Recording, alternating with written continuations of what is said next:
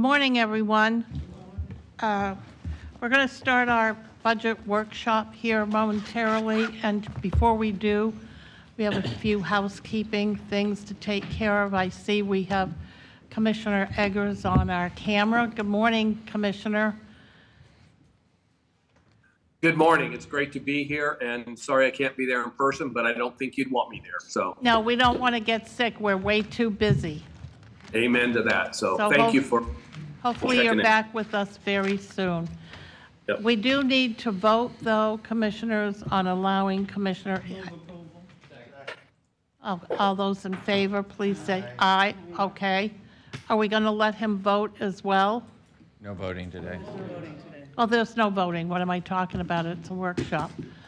Okay. So I hope if I don't see you or I somehow fail to acknowledge you, please speak up. Okay, David? I will do it, and I'll try to come online when you see my picture when I want to say something. So otherwise, you won't see my mug. Oh, well, that's too bad. Okay.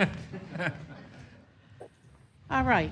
At some point, can we ask Jewel about policy for out-of-state people? Maybe at the end of the meeting. Oh, do you want to ask now so we get it out of the way? A request has been made that we ask our county attorney to give us directions on our folks that are coming to make a public comment and they're from out of state. Do we need to develop a policy about that? What I would suggest is that you maybe just direct us, and we have looked into some case law to potentially look at your public participation guidelines. You all adopted those. I can't tell you exactly when it was. I want to say like a year and a half ago. I do think that we are starting to see on some items anyway, more people wish to participate virtually because that is an ongoing option from outside of the county.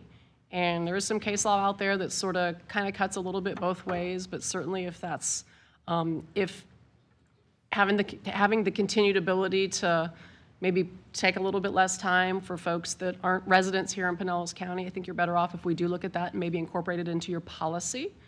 So if that's the wishes of the board, then we'll take a look at that and bring back a proposal for you all to consider doing that. I'm hopeful we can have consensus on that, because I just don't want to get us into some kind of hot water because we're limiting them to 1 minute or something like that if it's not written down in a policy. And so I think since we're going virtual and we aren't eliminating that at this point, the chances of that happening is going to get greater and greater and greater.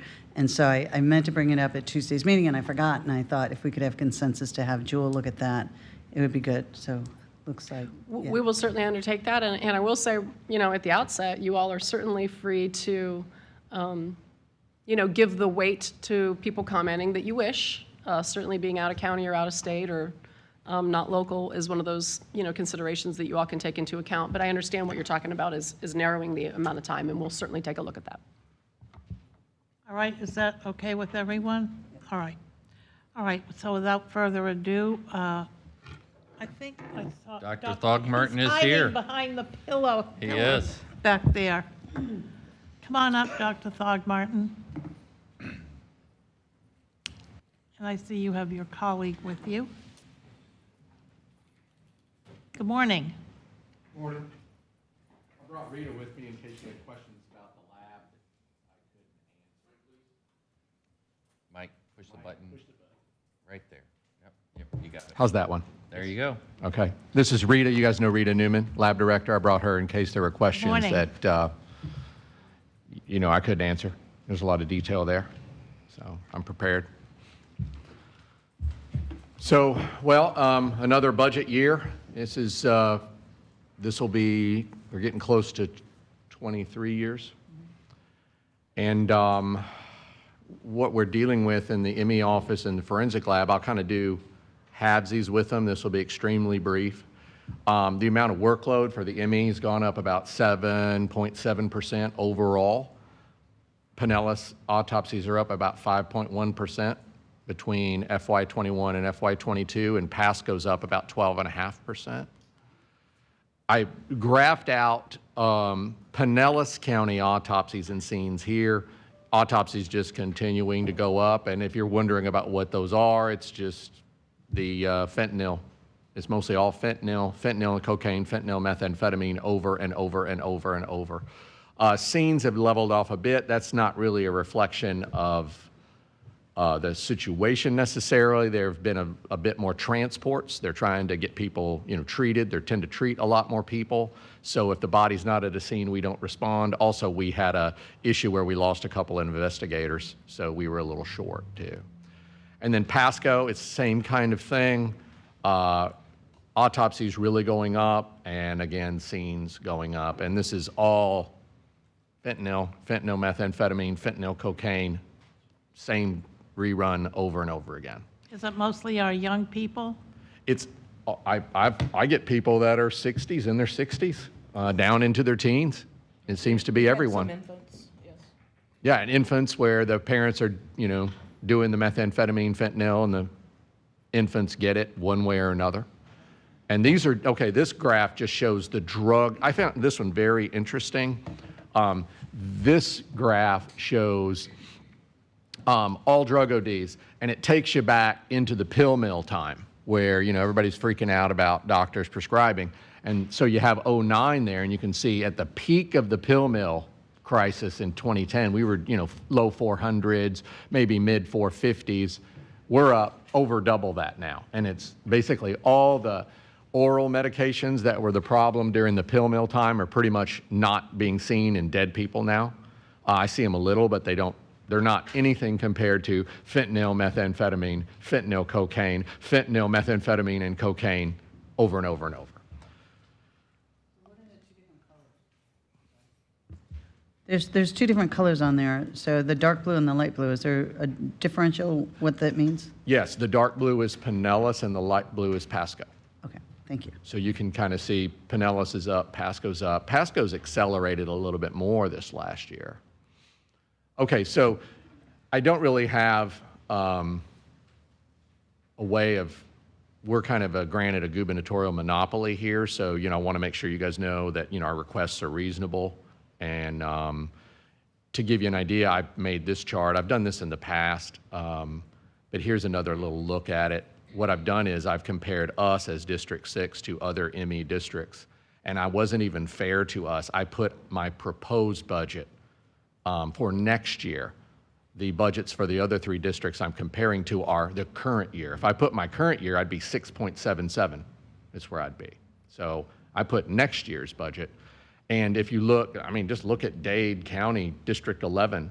We did one less autopsy, and they are almost $10 million more. Why is that? Efficiencies. Yeah. Shame on them. They're just and if you look at Hillsborough, same kind of thing. If you look at Orlando, they actually last available data year was calendar year 21. Full 500 fewer autopsies. They are 2.3 million more expensive. So I want you guys to know we're doing everything we can to keep things at a low cost. And I'd put us up budget-wise and workload-wise against any district.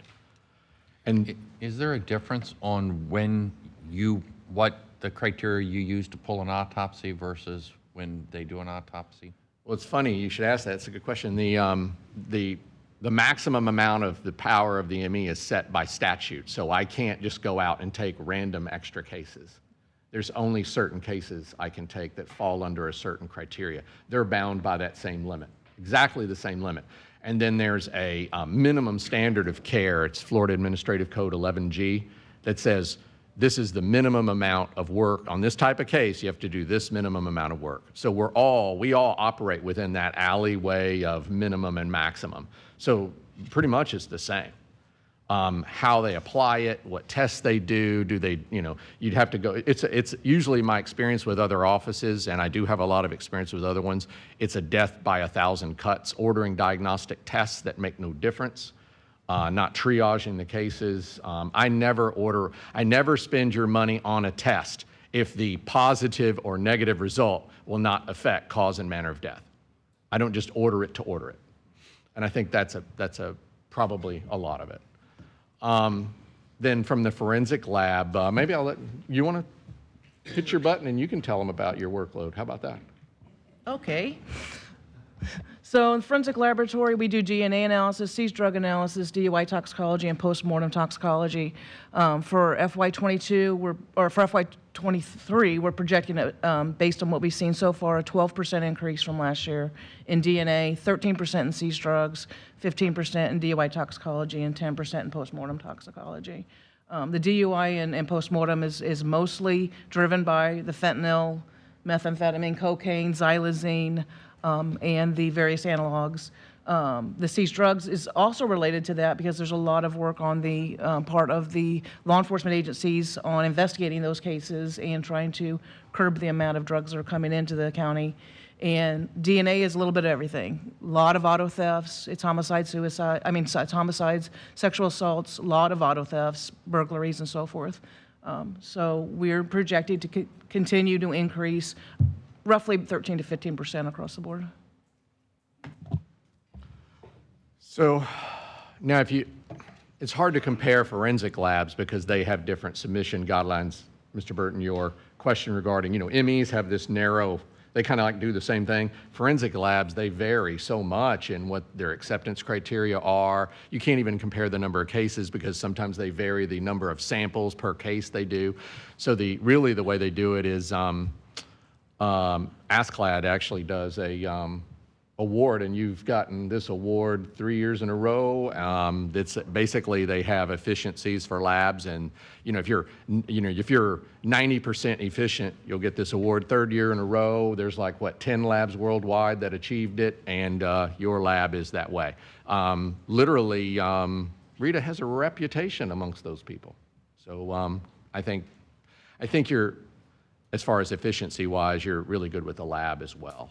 Well, congratulations to you and the staff and you, Rita, because without you doing the work you do, we wouldn't be in this position. Thank you very much. You're welcome. So quite literally, if we didn't have the synthetic opioids rolling through, my work would be very steady and baseline. It's why our budget goes up. It's why I have more people than I did 10, 15 years ago. It's all drug ODs. And eventually you think it would have to end, but it doesn't seem to be. Eventually we have to peak out at some point, saturate the market. I haven't seen that just yet. Maybe this will be the year where it occurs and we'll level out. And what we'll do is we'll just continue to try to be as efficient as possible. Commissioner Peters? So I have a couple questions. So, Oh, sure. And this is my fault. I haven't followed through to see on pace. How on pace for overdoses? Do you know are we on pace for the same as last year or to exceed it last year? So last year we lost 613 people to an overdose. We're running pretty consistent with last year so far. I think we're up maybe 1 or 2%, but that'll vary through the year. There's a lot of effort that's been successful in getting Narcan on the street and people surviving overdoses. Because if you look at the MS data, still the number of overdoses haven't necessarily decreased, but the number of overdose deaths seems to have leveled off a little bit. Okay, and then you were telling me about some seized drugs that came in that you can't identify what they are. So all of a sudden we started seeing the nitazines on the street and the xylazines on the street, or in the street drugs.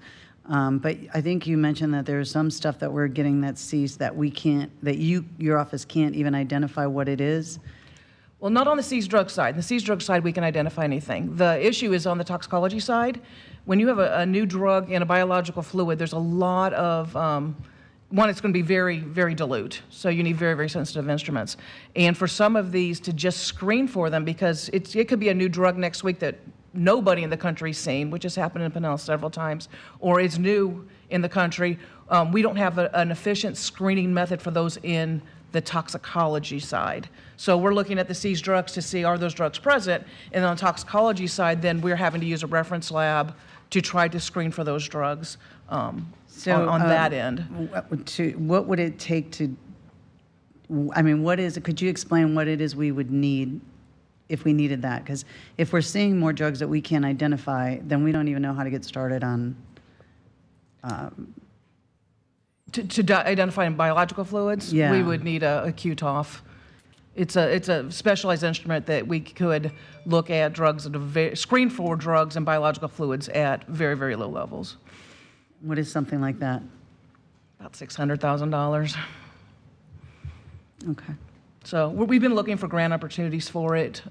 We haven't found one yet, and we'll continue to look for them. Okay, thank you. Yep. We try, if there's a big purchase, we try to get it through a grant if we can. Rita's an excellent grant writer. Now, as far as our increase goes, most of our increase, it's like $558,000. Most of that is salaries. And that's 5%. I pretty much average 5% increase is what I budgeted for salaries. We've had an increase in our health care, probably around $82,000. If it's just salaries, kind of like normal cost of living stuff for employees, the real thing is the inflationary effects on some of our supplies. A big chunk is laboratory supplies, those very things that we're talking about with the drugs and the DNA and the DUIs and the seized drugs, particularly DNA kits. I mean, the inflation has been incredible. Out of our budget increase, it's easily, we're going to spend next year $190,000 more in just DNA kits. Yes. Yeah, so that's the big chunk. That's the big chunk. It's just kind of the reality of some of the medical supplies that you're getting now.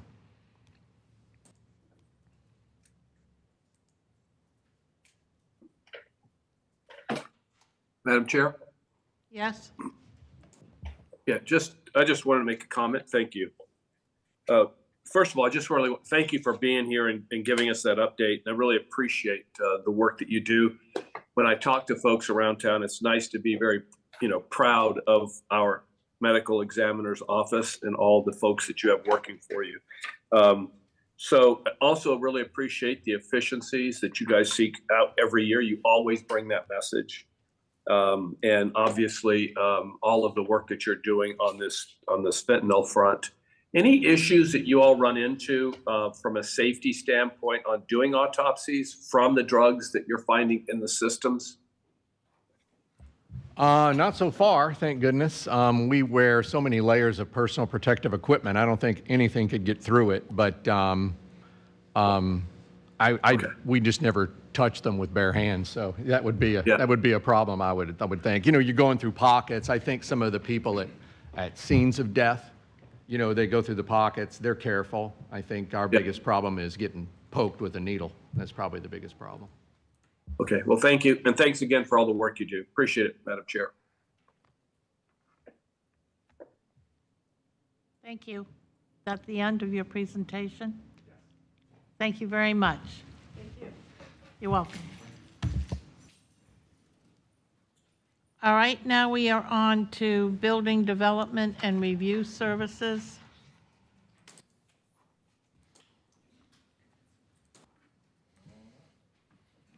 So good morning, Commissioners. Chris Rose, Office of Management and Budget. We have Kevin McAndrews, Director of BDRS, coming up, and we have Michelle Krikovic, Deputy Director of BDRS, coming up. But we will start our presentation with Belinda Amundson, Budget Analyst. This is a county admin department, so it will start over in this table and move to that table, and then we'll go to questions after that.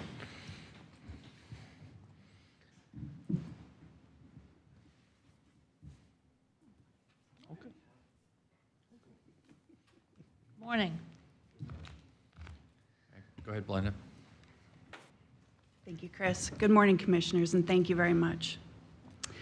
Starting on page 1, we will move past the department purpose. And as a quick budget summary, excluding reserves, the FY24 budget for BDRS is decreasing in comparison to the FY23 budget of nearly $800,000. Moving on to the bulleted items, starting in the middle of page 2, we'll talk about the budget drivers and topics for discussion. The first bullet item describes personal services decreasing by a little over $45,000. Even though there is the 3% salary adjustment on the midpoint for all employees, along with the state increase in retirement contributions, there were a couple of large retirement payouts in FY23 and drop contributions In addition, a number of staff members hired since the FY23 budget was developed and adopted were backfilled at a lower rate, and that contributes to the overall decrease in personal services.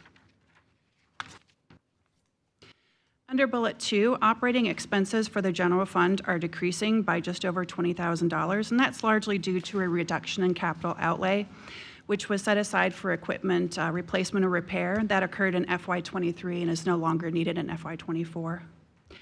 The building services fund expenses is decreasing significantly by nearly $700,000. This is driven by the reduction in the full service cost allocation and the reduction in contractual services.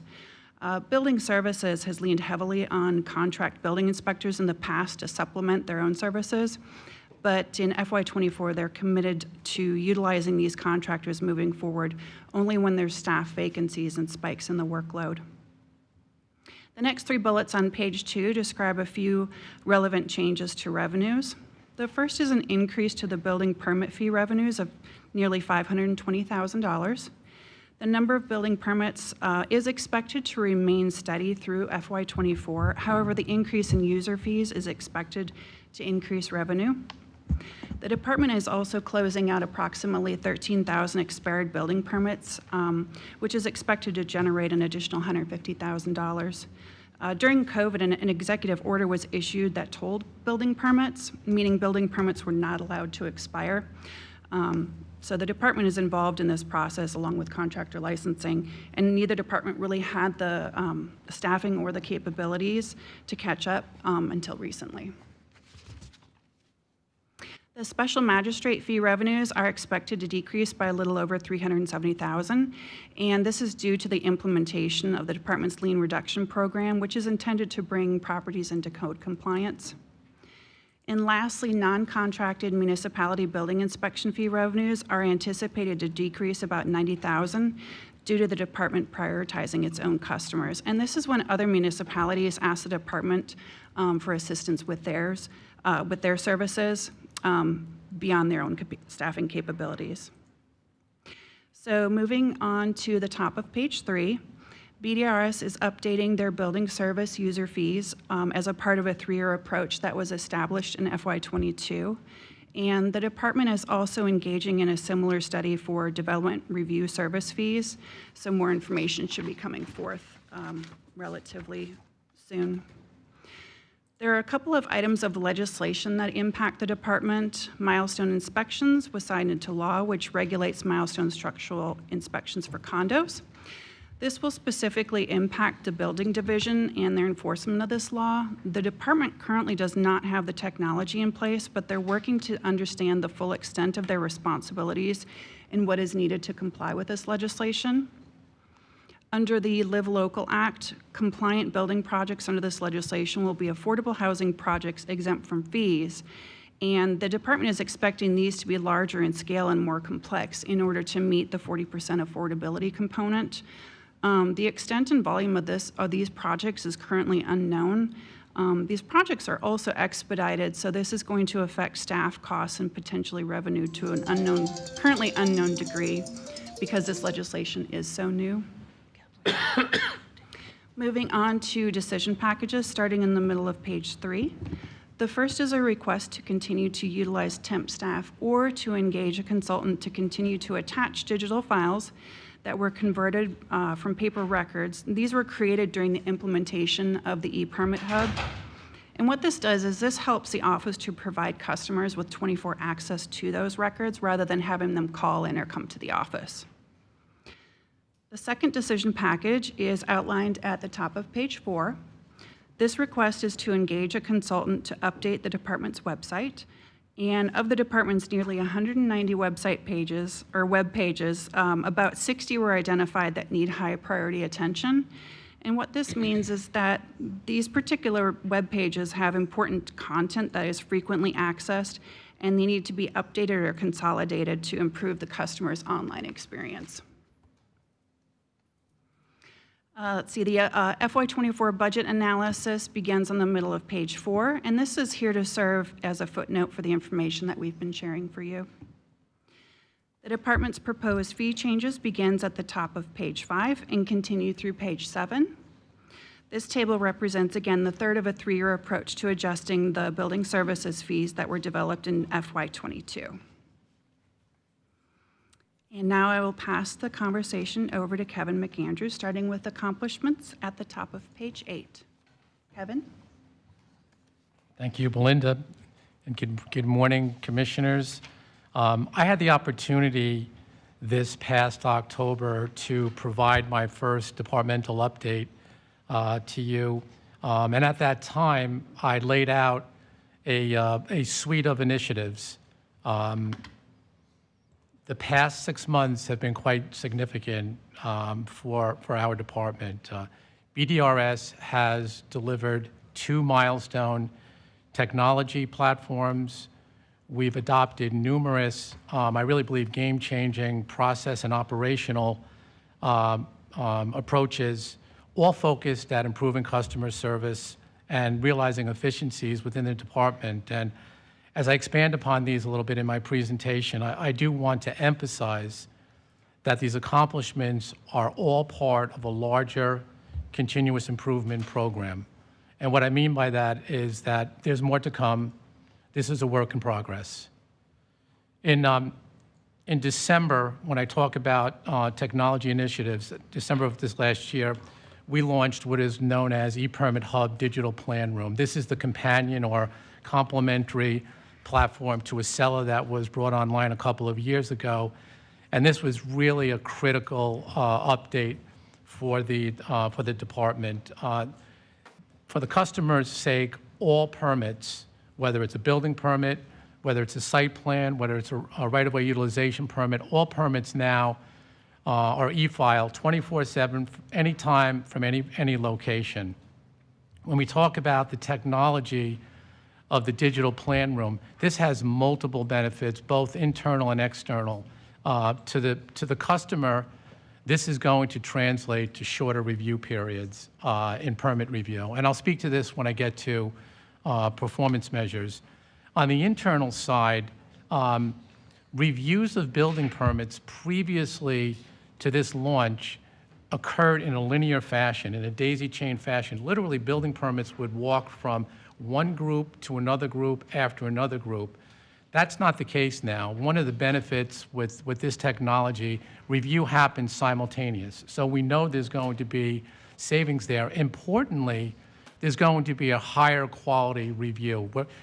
You have engineers, you have environmental scientists, you have building plans examiners, all looking at applications simultaneous. It results in a tighter, higher quality review. What does that do? That means that most building permits, and we have a lot of complex building permits, don't get through on the first run. They're going to come back for a resubmission. One of our goals is not only to shorten the review period, but is to shorten the number of cycles. We don't want to see building permits coming in for a third review, a fourth review. The digital plan room allows not only what previously were just narrative comments going back to the AE community and architects, it now allows for actual markups, red line markups right on the plans that augment and make it a lot easier for resubmission. This is going to definitely improve those resubmissions coming back, again, all part of the long-term goal. We also, this past April, launched what I think is really going to be a game changer, and that's virtual inspections, view specs. We've just scratched the surface with this one. We rolled out phase 1, which was aimed at high volume permits, AC changeouts, water heaters. There's thousands of these permits now. And what this technology provides for is really a great benefit to the customer base, to contractors, to homeowners, where there's 2 types of view specs. You could have a live inspection that actually will interface with one of our inspectors here in the office. The other one's called offline. That's one where an inspection result can be filed 24/7, any time of day, from any location, that then just is uploaded through that portal, and our inspectors in the office then can go ahead and review that. You know, one of the things that we hear all the time is that homeowners are stuck at home, contractors like to pass that burden onto homeowners and say, oh, by the way, you have an inspection tomorrow, you need to be home. This can eliminate that entirely. So this is going to bring a huge convenience factor. The other piece of this is that we have multiple phases to roll out. I'm really high on aggressively expanding this technology, not only within the building division, but there's no reason why we can't expand this into DRS engineering, into habitat. We do hundreds, if not thousands, of tree inspections and silt control inspections. There's no reason why these inspections can't happen virtually. So we're really optimistic about expanding this. This is going to bring convenience to our customers. It's also going to allow an efficiencies to our staff where they're not all that drive time, all that windshield time, going to all these inspections. That's going to take that out of the mix. It's going to capture more time to allow us to do other things that we want to.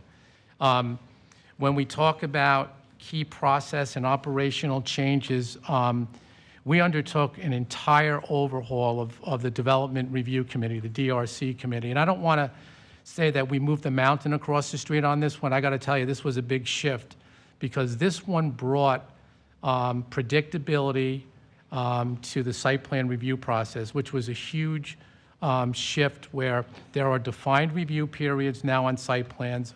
When an application's filed, whether it's the first time, whether it's a resubmission, that next DRC meeting is scheduled.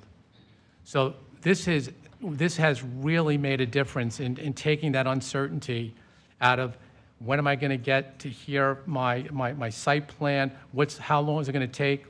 Everything now is on a schedule. It's locked in. And what this process has also done is allowed us to really prominently now feature our project management program. There's been a huge investment in creating the project management program where they're front and center with the DRC. They chair the DRC meetings. They run and quarterback a site plan application from intake right through a building permit. So it's really showcasing what was the intent behind this. The DRC now meets 4 times a month. When I arrived here a year ago, it met once a month. So we've brought a lot of change to that process. I mentioned the project management program as envisioned. Not only are they front and center on the DRC process, they've formalized what's called an early assistance program. This is really important. Again, we know whether it's a homeowner, whether it's a sophisticated developer, getting input as early as possible is so important. So the project management team, when an inquiry escalates above our call tree, which I'll talk about, it's going to move up, escalate up to the project management team, where they will then pull in the subject matter experts as necessary to support an applicant. Importantly, all of this is documented now, captured in a CELA, so that at a future date, if somebody comes back on a similar application or on that property, all of this is logged in place to use as a resource in supporting our customer base. The project management team has entirely revamped and now manages our petition to vacate process. They also will step in on key building permits. And 2 examples of that are the Tesla application and Lockheed Martin. So the other piece that I have found quite rewarding is they have their defined roles, but with their cross-section of talent, they've shown their versatility to step in and also assist on some of the other special assignments. One of those is a land development code update that'll be forthcoming to you. I'm going to address that momentarily. They'll jump in, they'll support that. If there's something on the engineering side, they'll jump in. So it's really developed, I think, as it was envisioned.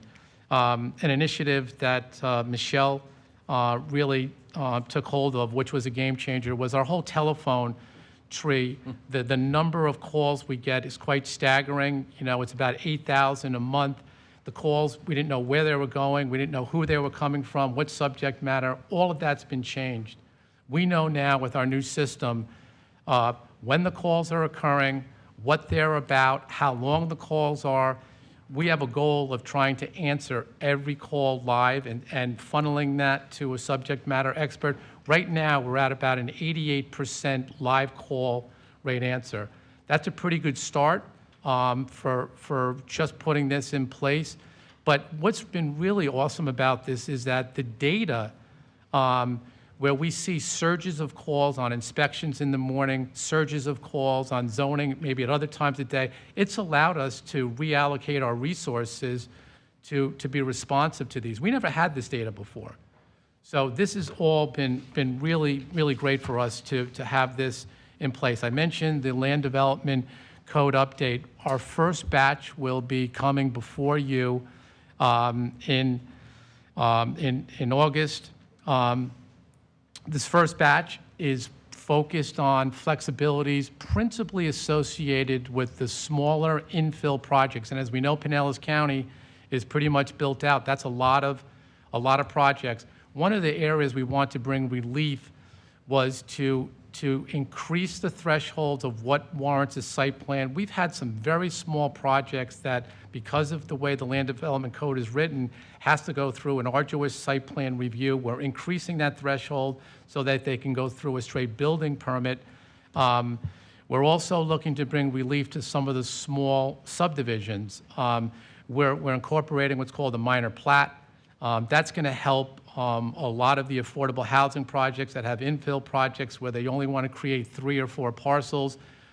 Traditionally, they would have had to have gone through a full plat, a full site plan. This is going to negate that. This is going to expedite those types of projects.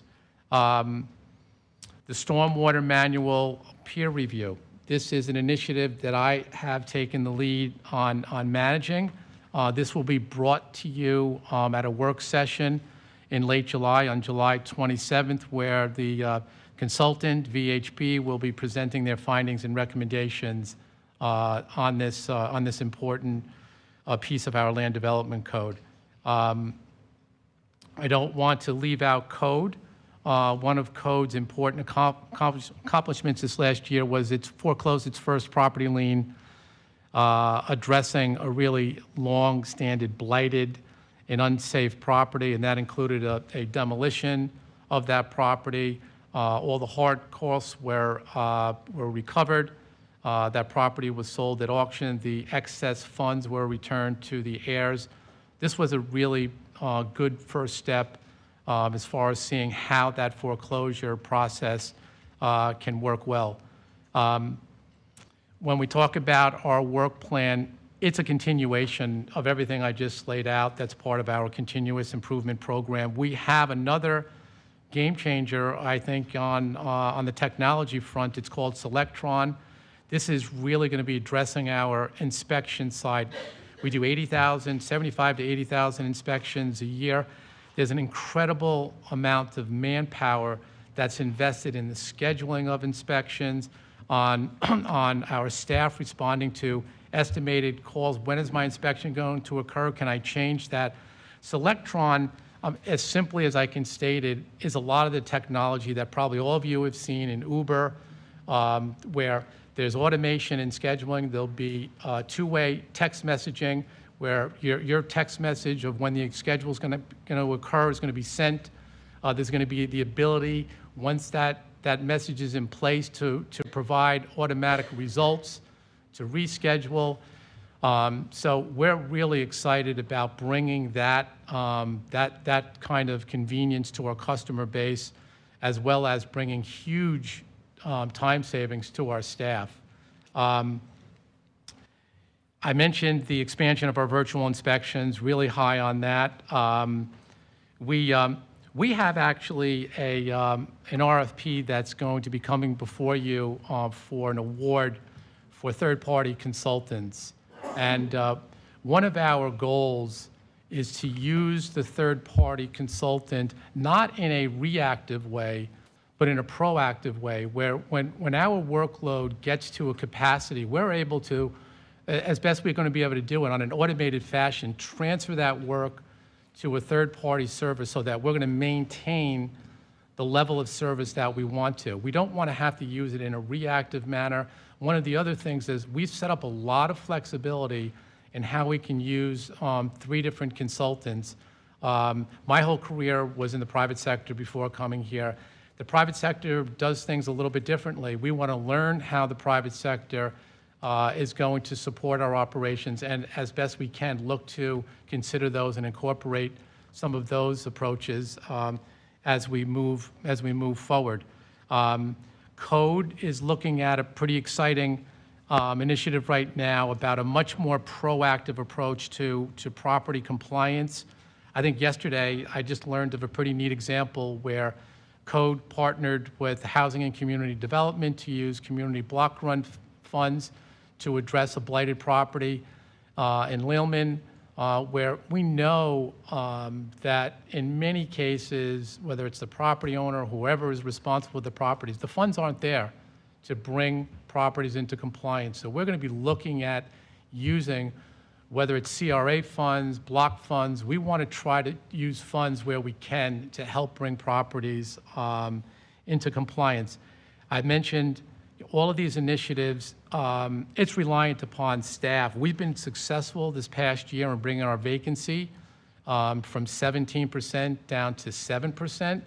It's a really positive trend. We need to retain now that talent. We're way behind, unfortunately, on our career path, career ladder compared to other departments. So we've really looked to now push that as hard as we can, because we all know there's a huge investment in bringing on new employees, training them. We've got to retain them. We've got to promote professional growth. So that's an area where we're focused right now. The other one that's kind of a teaser that we're looking at that I wanted to just mention is artificial intelligence, AI. AI is here.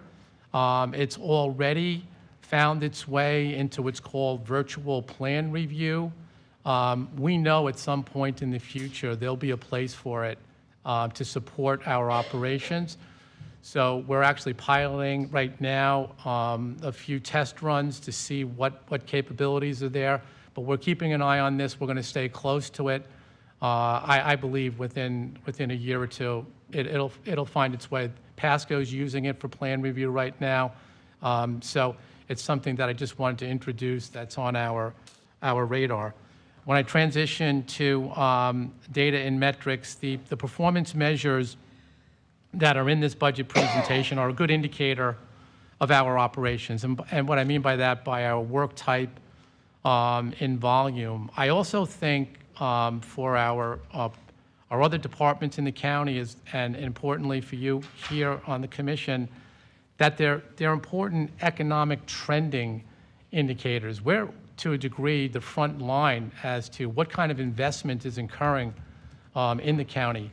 And right now, what we're seeing as far as number of permits, investment, site plans, we're pretty much holding stable compared to what we've seen the last year or two. But keeping a close eye on that is incredibly important, because we know with the higher interest rates, with inflation, some of the other challenges, labor challenges, supply chain challenges, they're easing a little bit. But we've got to keep an eye on that to understand how that potentially changes our operations. Some of the more granular data that we're really anxious to get to inform our efficiencies, building permit review times, how many cycles.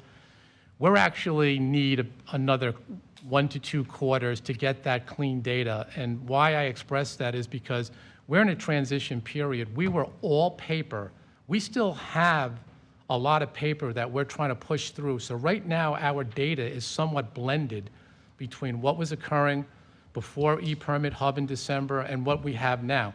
With that said, there's a couple of pieces of data that we were able to extract that I wanted to share that I think are important. And that is that the data is showing that since ePermit Hub Digital Plan Room, that all of our reviews within the building trades, within DRS engineering, DRS environmental, are occurring on a shorter duration than they were prior to December of 2022. We were also able to extract that the first review that occurs when a permit's filed and when it's distributed and goes through the first review, that review period is showing to be shorter by 8 days. That's a nice step for us right now. We know that there's more we have to extract and learn from this, but that's the simultaneous review that's really benefiting us. I spoke earlier to this daisy chain linear review that had to occur. Now that it's distributed simultaneous, we're realizing that benefit. I'm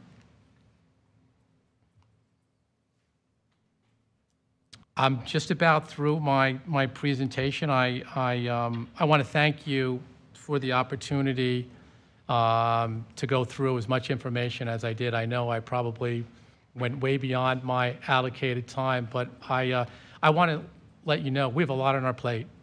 And I know we're making progress. We put a good stride forward last year, and I'm confident that we'll continue that through 24 and beyond. So thank you. Questions? Question. Commissioner Justice. Thank you. Thank you very much. A lot of good information. The simultaneous, what did you call it, a digital room? A simultaneous Digital plan room. digital plan room. And the 8 days shorter, so what did it go to from X days to eight days shorter? What was that? So ballpark, on average. Every permit has a different duration, and this is one of the areas that we haven't got into that granular extent of data, but a complex commercial permit, for a for let's call it a medical office, it's going to have a much more significant review period than an interior renovation. So it's hard to say, on a permit that would take, 12 days, it's gone down to 4, versus where on a permit that might take 22 days, now it's gone down to 16. So, Sure, no. right now, we know we're capturing a savings. We haven't gotten to that point to be able to dice it out to that level of detail. No, fair enough. What's the, let me flip it around. What's the longest one hanging out there, you think, on, like the worst one we've got that's hanging out for X days? So we have statutory limits. When a permit is inactive after 180 days, it should be expired. It's I mean, a request. So if they put in, and how long does it take us to get a yes or no? So again, I don't mean to be evasive. If you're talking about the total permit from inception on intake through issuance, a piece of data that I can share that I was able to just garner this week, and this melds all residential permits, which are going to be much simpler than commercial, to all commercials. The total time period is approximately 35 days from intake to issuance. There's a lot of variables in there. Had a conversation with Tom Amonte earlier this week. You'd be amazed that we have hundreds of permits that are sitting in what's called ready for issuance. And you'd scratch your head and say, why would there be almost 400 permits in this category in our system? Well, sometimes contractors don't want that permit because they basically are on the hook to start a job, and they're basically telling their customer that, you know what, I don't have my permit. So they let it sit, or they don't want to pay the fee yet. So there's so many variables going on. We know we have some permits in there that we've got to push through that unfortunately, haven't gotten the attention. But our goal is to absolutely minimize that. And we have an approach moving forward where we're going to have the type of data that's going to allow us much more proactively to say, hey, why is that permit sitting, in this location for this period of time? And we don't want to have to get the call. We don't want you to have to get the call. We want to be able to know when that happens, and we're going to move on it. Yeah, we've had that, in our office where we've had a constituent call and say, I can't get my, and I've called over and they said, oh, we approved that 2 weeks ago. The contractor just never picked up. So I understand that part of it. And so you're saying that you're going to have a better collection of data to where you can differentiate, the ones that have been approved, that's what I'm trying to get to is our part of the job, you know, so it's not us, it is just sitting there in this kind of waiting pile. Are all, to go through this review room, is there still a triage to where interior simple permit wouldn't go to this room, or does everything go to this room and then you do those really quick? So just to give you a quick overview, about 28,000 building permits are issued a year. About 20,000, 21,000 are issued the next day. Those are the express building permits. So small, the AC changeouts, the hot water heaters, these are just automated. They go out, and we audit those subsequently to make sure someone's not trying to incrementally push through 15 express permits when they should have come in with a full building permit.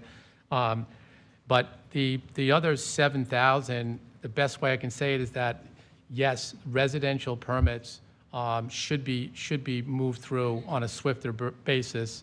And then there's the simpler residential permits.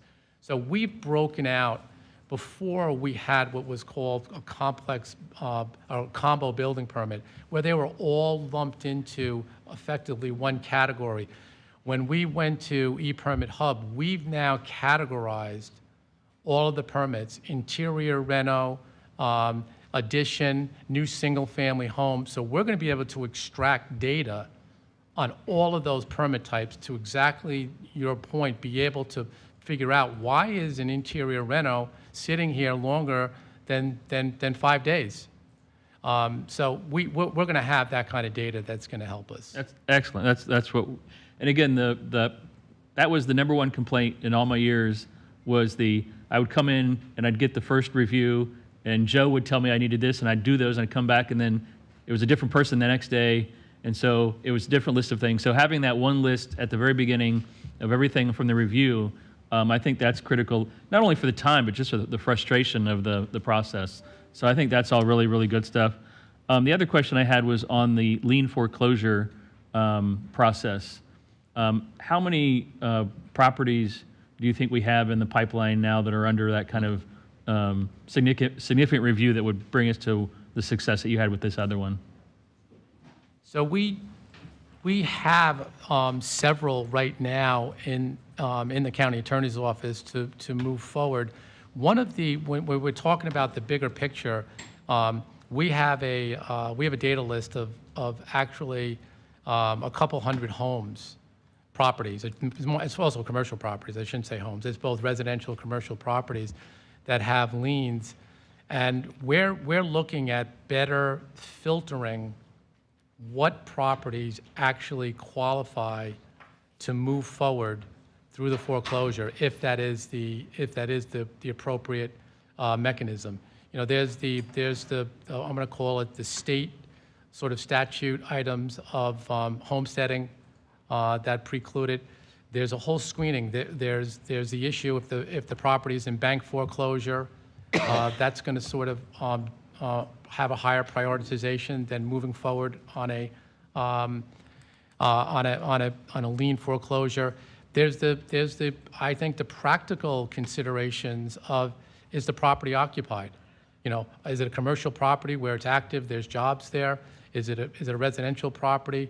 Or is what I would call a zombie property? Is it truly a blighted property? So we're looking to pull those out and to figure out, if we can't figure out a way to get them to compliance, like I was alluding to with some of those other funds, then we're going to look to start bringing those forward on a regular basis. Well, we've been talking about that for several years here, about those properties that, and we even adjusted our liens but we had properties where at that time, maybe not now, maybe it's worth a heck of a lot more now, but the property's worth $30,000 and we've got, $3 million of liens on them, and it's some slumlord from Wisconsin who owns the property, who doesn't care about, you can slap all the liens on there, he was not going to pay. So those are the low-hanging fruit that we would think would be pretty simple to bring through. Like you said, we're going to start seeing those more on a regular basis. So what we've done, so that it ideally doesn't have to escalate to foreclosure, at your directive and consistent with finding a proactive approach, we have a sliding scale defined that would allow, if a property comes into compliance within 0 to 6 months, we can bring that property, that lien amount, down to effectively hard cost. And so we're incentivizing bringing properties into compliance on a faster timescale, where if they go 6 to 12 months, we can reduce it by 90%. If it's a year or older, it can be reduced by 60%. So we've put this in place to effectively incentivize compliance on properties. No, I think you're absolutely. I wouldn't want to have liens on any of them if they're willing to come in to get the job done. It's the ones that, like you're talking about, that are those zombie properties or that are barely fit for occupancy, if even that. And again, I'm glad that we're going to see this in a process and an inventory that we can actually start to identify, because we have been talking about this specifically in Lealman and Ridgecrest and some of the others for a long, long time. So hopefully we're seeing some progress, and I really appreciate. I know it's a lot of moving parts you've got in your department, and I appreciate how you've tackled it since you've been here. Thank you, Commissioner Justice. Commissioner Scott and David, I see you up there, so you're right behind Commissioner Scott. Thank you, Madam Chair. And Kevin, thanks for all of that great information. And I appreciate, and I'm sure all of the contractors and builders out there appreciate the private perspective, private sector perspective that you're bringing to the whole operation and department. So thank you for that. So just thinking out long term, does the virtual inspection process, does that allow you to reduce staffing over time? It may over a longer period of time. One of the goals for us is to have inspectors and plan examiners be multi-licensed and multi-trained, so that where an inspector, if they can find savings and pick up a few hours a day, rather than that necessarily not utilized to its fullest, we have the ability to use them in plan review, and that's going to help then move permits through faster. So our goal is cross-training, cross-licensing. Again, long-term, how successful we can be, because I should have clarified that the success of virtual inspections is almost entirely dependent upon the contractor community using it. We have communications has been great. Michelle's worked really closely with them to put a big campaign. We're continuing to market it. It hasn't gotten the traction we would like it to. I'm confident it will happen because it's just too convenient for the contractors. Right. So it's going to be a little bit of time to see exactly to what degree it's going to benefit us, but it will happen. Yeah, I think it will too. On the ASB Senate Bill 154 on the condo inspections, does that responsibility to inspect all those condos fall entirely on the county? No, firstly, let me clarify that this will be coming to a work session July 13th, okay. And I'll be speaking to this, making this presentation. No, the burden is on the condominiums that qualify and are required to complete those inspections. However, the short answer is that there's a lot of concern that if the inspections are not performed, what degree of enforcement are we going to be able to move forward with? And this will escalate to the point where, worst case scenario, if there are the 2 phases of inspections performed, where there is structural work that needs to get done and it's not performed. Right now, the way this statute's been adopted is that determination of whether or not then, without that work being performed, is going to fall back to the county building official as to whether a structure is deemed safe to occupy. That's a lot of liability. Sure. That's a lot of shift to the county. And if it's deemed that a structure is not safe, now we're talking about displacement of residents. I'm going to talk much greater detail to this when we bring this back to you in just a couple of weeks. But there's a lot to this. There's a lot of good intention that comes out of this, both on the reserve side, having the reserves. We all know why a lot of times these happen is reserves aren't in place, and so maintenance is deferred. unfortunately, you end up with the Champlain Tower type of incident. So there's a lot of good there. There's a lot of good in being proactive on the inspections, but there's a lot behind that is going to fall with the county. Well, I look forward to that presentation in greater detail. Yeah. Thank you. This was the piece that we tried to have legislative change. I mean, it can be much more defined by statute, and they failed to take up that second piece to it. And so that was a key piece to standardize it, not put it on that local building official. Commissioner Edwards? Thank you, Madam Chair. Well, first of all, I wanted to tip my hat to Kevin McAndrew and to Michelle for their leadership in making the changes that have desperately been needed for years. These are residents and businesses that depend on us being quickly reactive and as proactive as possible, taking advantage of technology like everybody else seems to have been doing, and now we're doing it. So I appreciate the work that you started or really launched back in December. So that leadership is critical. Culture change is also important, but I really commend the efforts that your department is going through, all of you. And I do get positive feedback. And I used to think of it like a square wheel and we're rounding off the corners, you guys. And I think that's where we're heading. As you said, there's lots of things to come. So first, that was my first comment. The second one is on the code changes that you're bringing forward, and I look forward to seeing those. And maybe this is for Barry and everybody, but I would like to see the code changes come in smaller batches and more frequently, because it seems two things happen. When we wait too long, the changes should have been in place sooner to help people sooner. And then when we get too big of a batch, it's kind of like drinking from a fire hose and we miss things. We've done that before. We changed some land codes up in Eastlake and it just got by us. There's too much sometimes. And I really think it's important that we bring these things sooner rather than later. And if we don't get them all the first time, we get it the second time.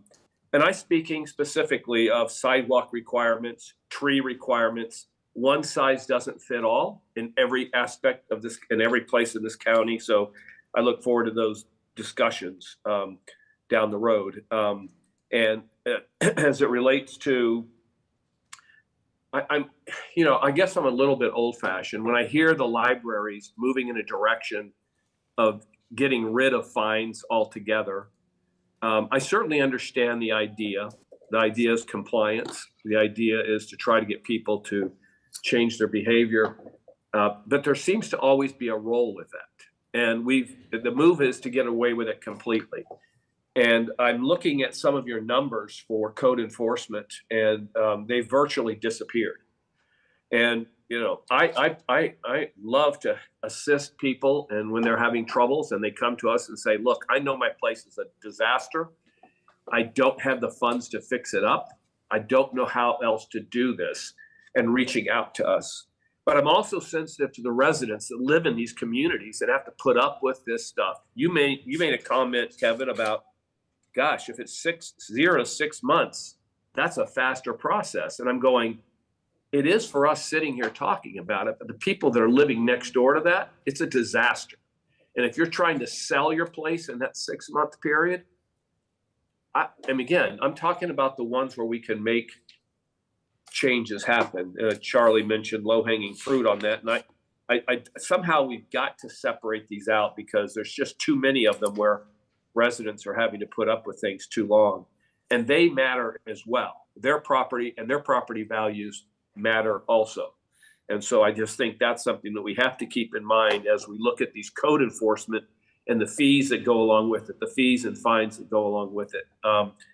Really appreciated your permit, the simultaneous permit. I think that's a long time coming, and really think that will make a huge difference. And I think one of the things that Commissioner Justice mentioned was that first review, not when you come back with the second review after they don't get everything done, that we don't add a whole bunch of new things. There should be some kind of measuring tool on that as well. So, but in any event, I really appreciate that improvement. Let's see if I had anything else. I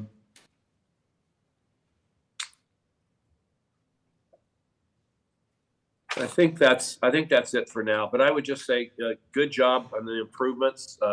A ways to go. The code changes are critical, and I just would make sure that we use those fees properly.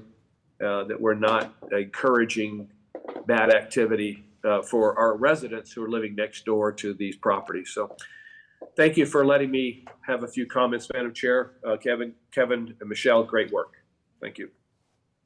Thank you. Is that the end of your report, Yes, that's all I got. Thank you. Barry? Oh, sorry. I just wanted to add one piece. So they are looking at, and they mentioned it, but they're looking at fees, and this is a non-building permit, so this is the third year of the building permit fees, but they're looking at all their other fees.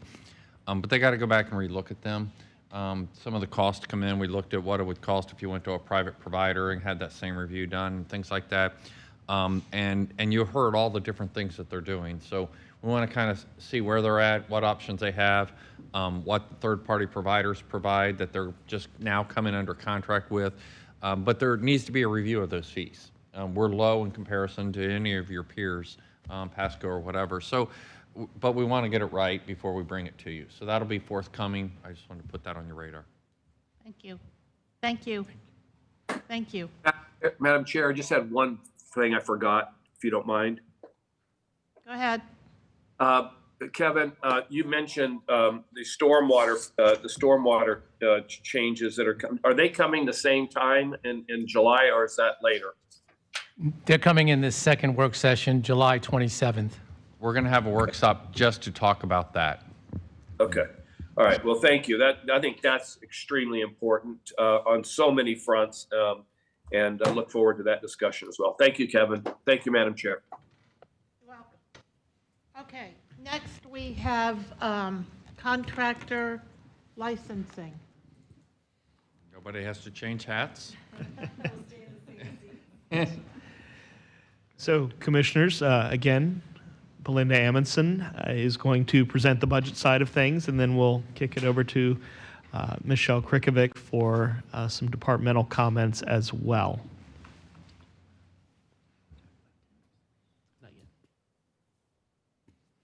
Thank you again, Chris. Thank you, Commissioners. Starting on page 1, we will move past, again, the department purpose. And as a quick budget summary, excluding reserves, the FY24 budget for contractor licensing is decreasing in comparison to the FY23 budget by nearly $70,000, and revenue is decreasing by approximately $86,000. Shifting to the bulleted items, starting on the bottom of page 1, are the budget drivers and the topics for discussion. The first bullet item summarizes personnel services increasing by nearly $34,000, and this increase is due to the 3% salary adjustment on the midpoint for all employees, along with the state increase in retirement contributions. The budget includes a reduction in contractual services by nearly $76,000. This represents 2 temporary workers that are currently on staff through September of 2023.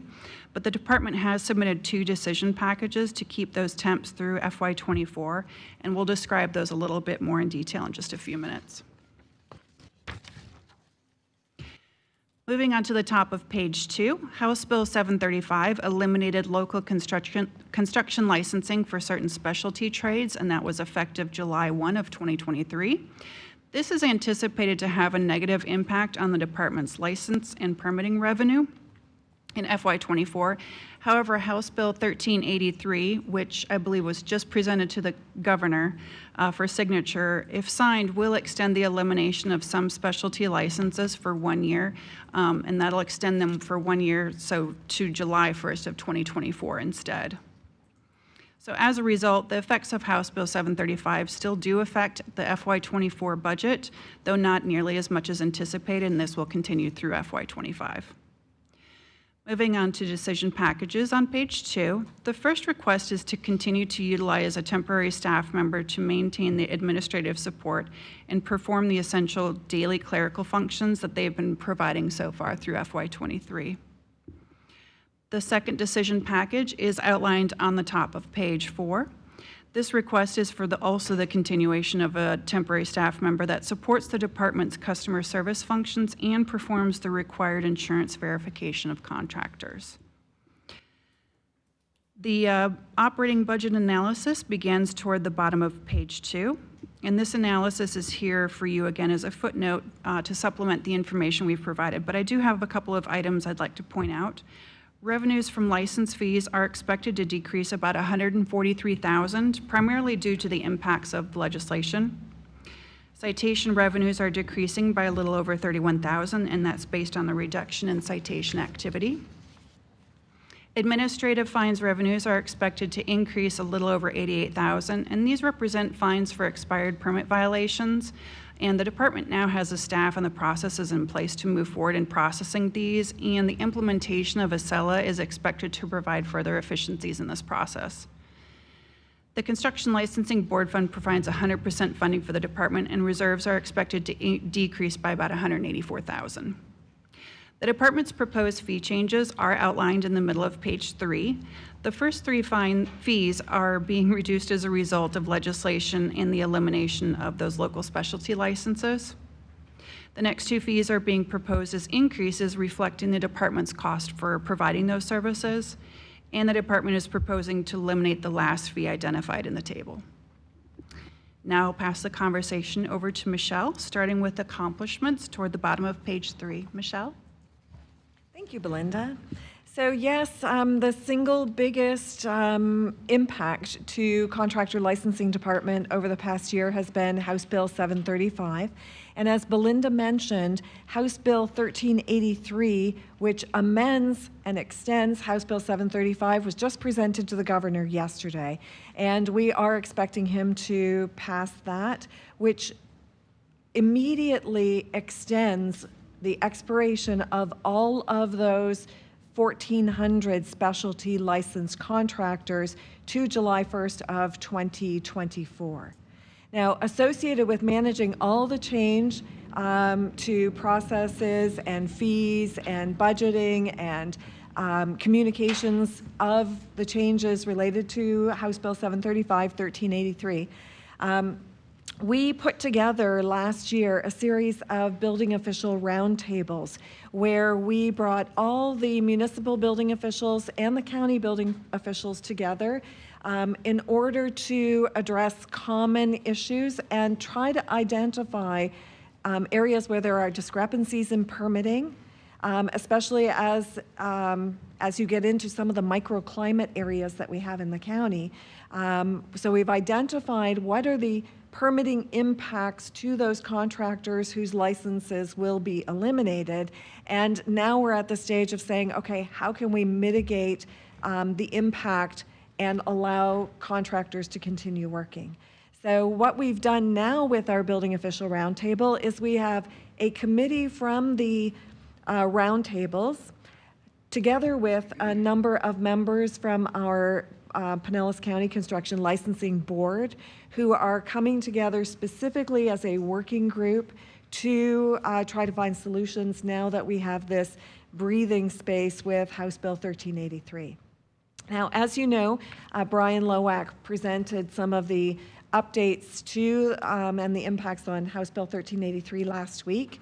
The legislative session starts earlier and it will start as soon as September. So our committee is making that an accelerated, expedited priority so that we can know exactly what those impacts are and again, try to minimize them to keep contractors working.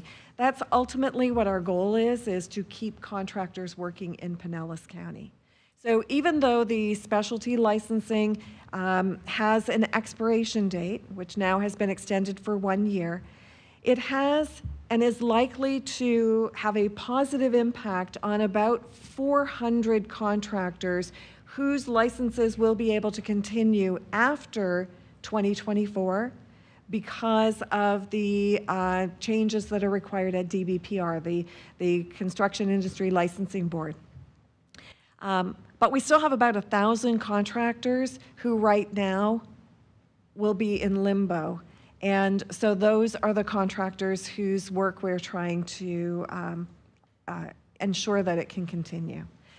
So the roundtable is one of our accomplishments. Managing all of this change and all of the communication about the forthcoming change to the contractor community has been a significant priority. Even in anticipation of 1383, before it even got to the governor, we've already sent out communications via email, these large communication blasts to contractors, letting them know what's coming. And I'm really thrilled to report that we have about a 70% open rate. So we can track how many contractors we emailed and how many of them read our communication. But also at the bottom of each of our email blasts, we always ask, did you find this information helpful? And for all the specialty contractors, unequivocally, it has been, yes, we find this information helpful. So, we've been really focused on trying to make sure that we're engaging contractors in the changes that are coming.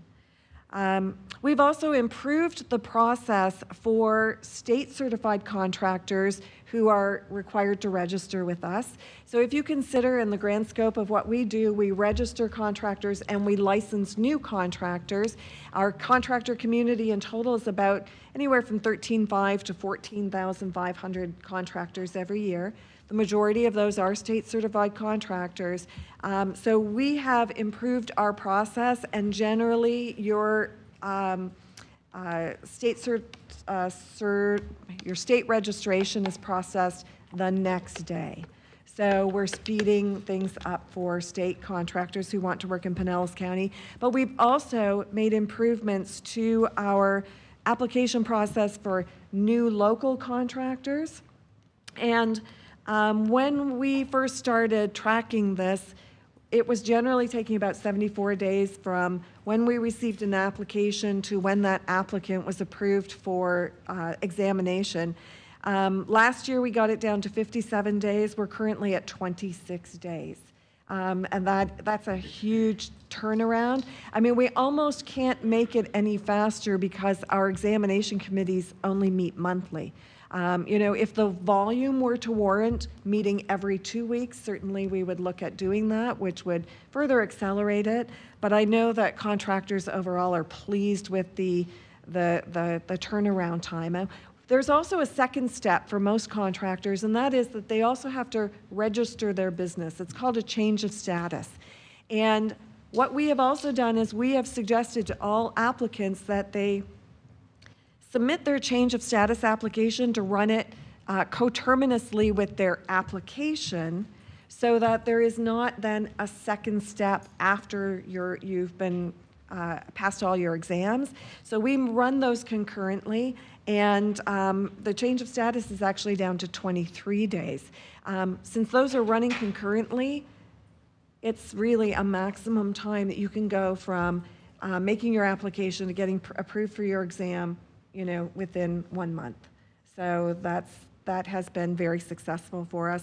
And the number of applicants is also holding steady, which is also good for business in the county as well. But that speaks to our accomplishments. I mean, without question, House Bill 735/1383 is the single most consuming initiative, together with actually an update on where we are with our Excella implementation. And it has been a long time in the works, but we have invested a tremendous level of resources at BTS and at contractor licensing. We've expanded our group of subject matter experts who are engaged in the process, and we are working right now toward a go-live of the first week of December. So we're having great success with that implementation. So thank you for your support in allowing us to be able to pull that off as well. Any questions? Doesn't look like it. Super. Thank you. Madam Chair. Yes? Chris Rose, Office of Management and Budget. Let me explain one quick thing. On the middle of page 2, you will see the decision packages. On page 1, you will see that the 2 temps have been removed from the budget, and in page 2, you will see that they are requested to be added back. We're running through that with all departments this year. We have not done that exactly in the past. I'm being a mean budget director is what's going on. I'm asking each temp attempt to be justified again in the new year. So that's what's going on in that. That's why that is done the way it is done in this presentation. Thank you. All right. Next, we have Housing and Community Development and the Lealman CRA.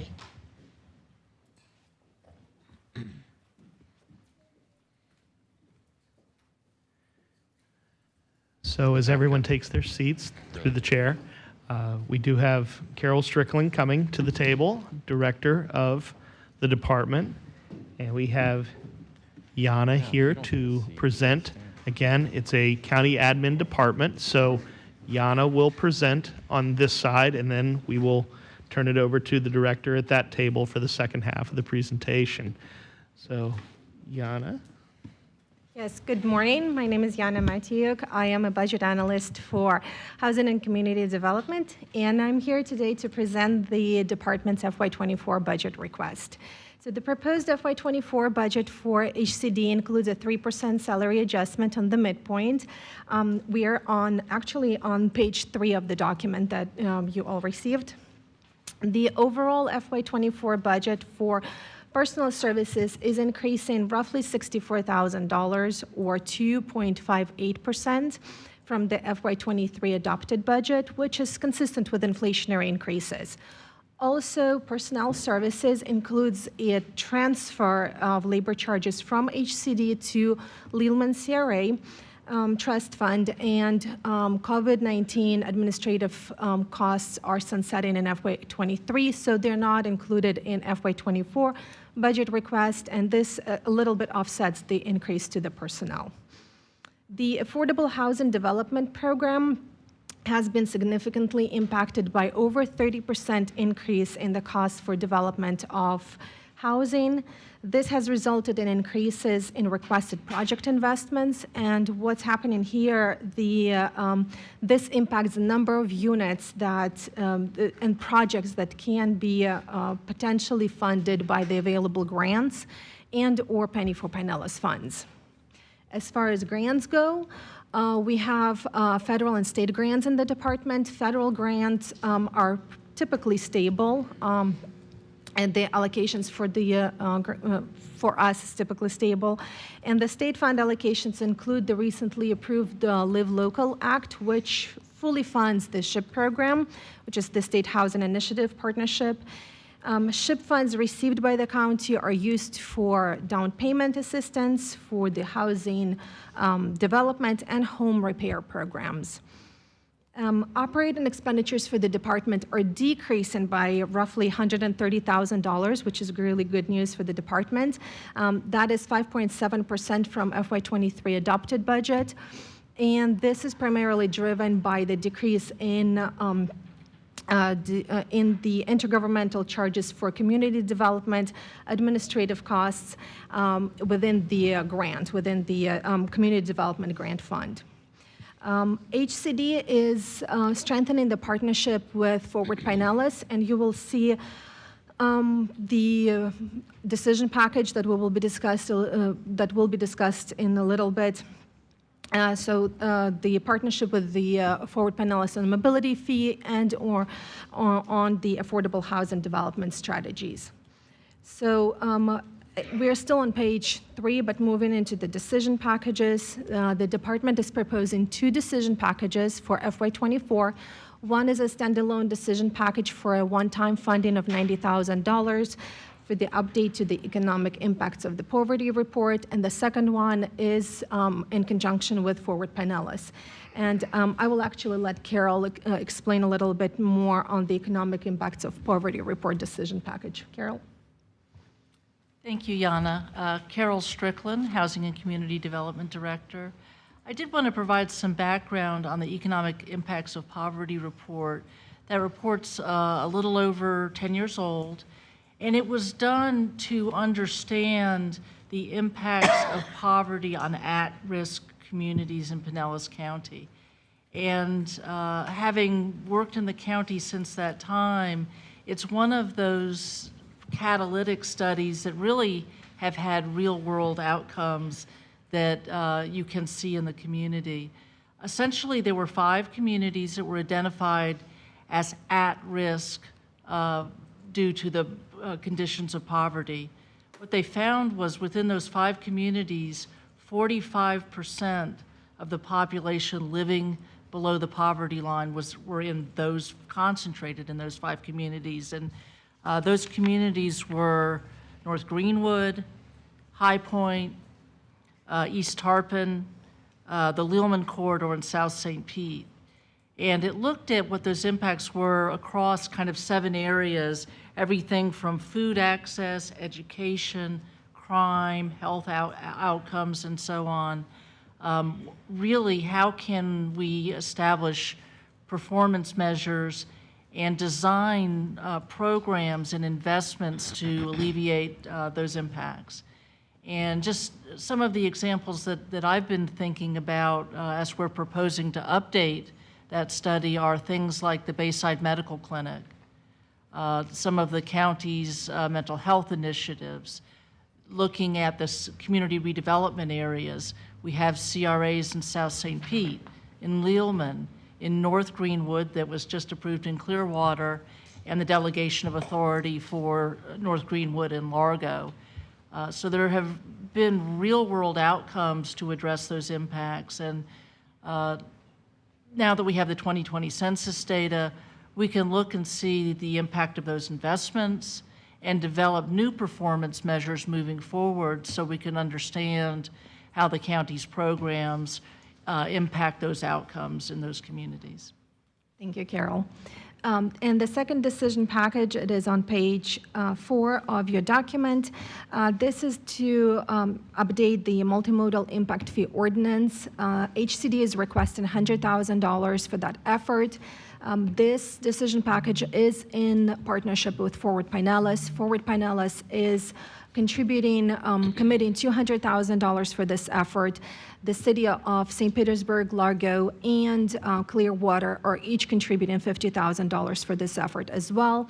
And this is to obtain the services of a consultant to complete the data collection and analyses that are needed to provide for a legally defensive update to a multimodal impact fee ordinance. And I think we will, once I am presenting the Forward Pinellas budget, Whit will probably speak a little bit more on that. Next is the operating budget analyses, and you will see on the following pages, page 4 through 5, is the HCD's budget breakdown by fund, because they do have 4 different funds. I won't be going through that in detail, so we will move straight to the proposed changes to user fees, which are none. The department does have user fees, but for FY24, we won't see any changes on those.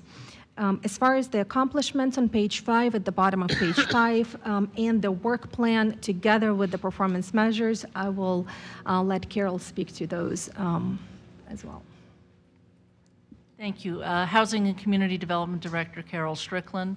I have with me at the table Planning Division Manager Evan Johnson and Community Development Division Manager Bruce Bussey is in the audience, and he'll be speaking with you briefly at the end. We're going to talk about our accomplishments and work plans kind of together because the work of our division really is multi-year as we work on specific issues. So we're going to talk a little bit about our work in Lealman, our work in Palm Harbor, and then talk overall about our efforts with regard to affordable housing.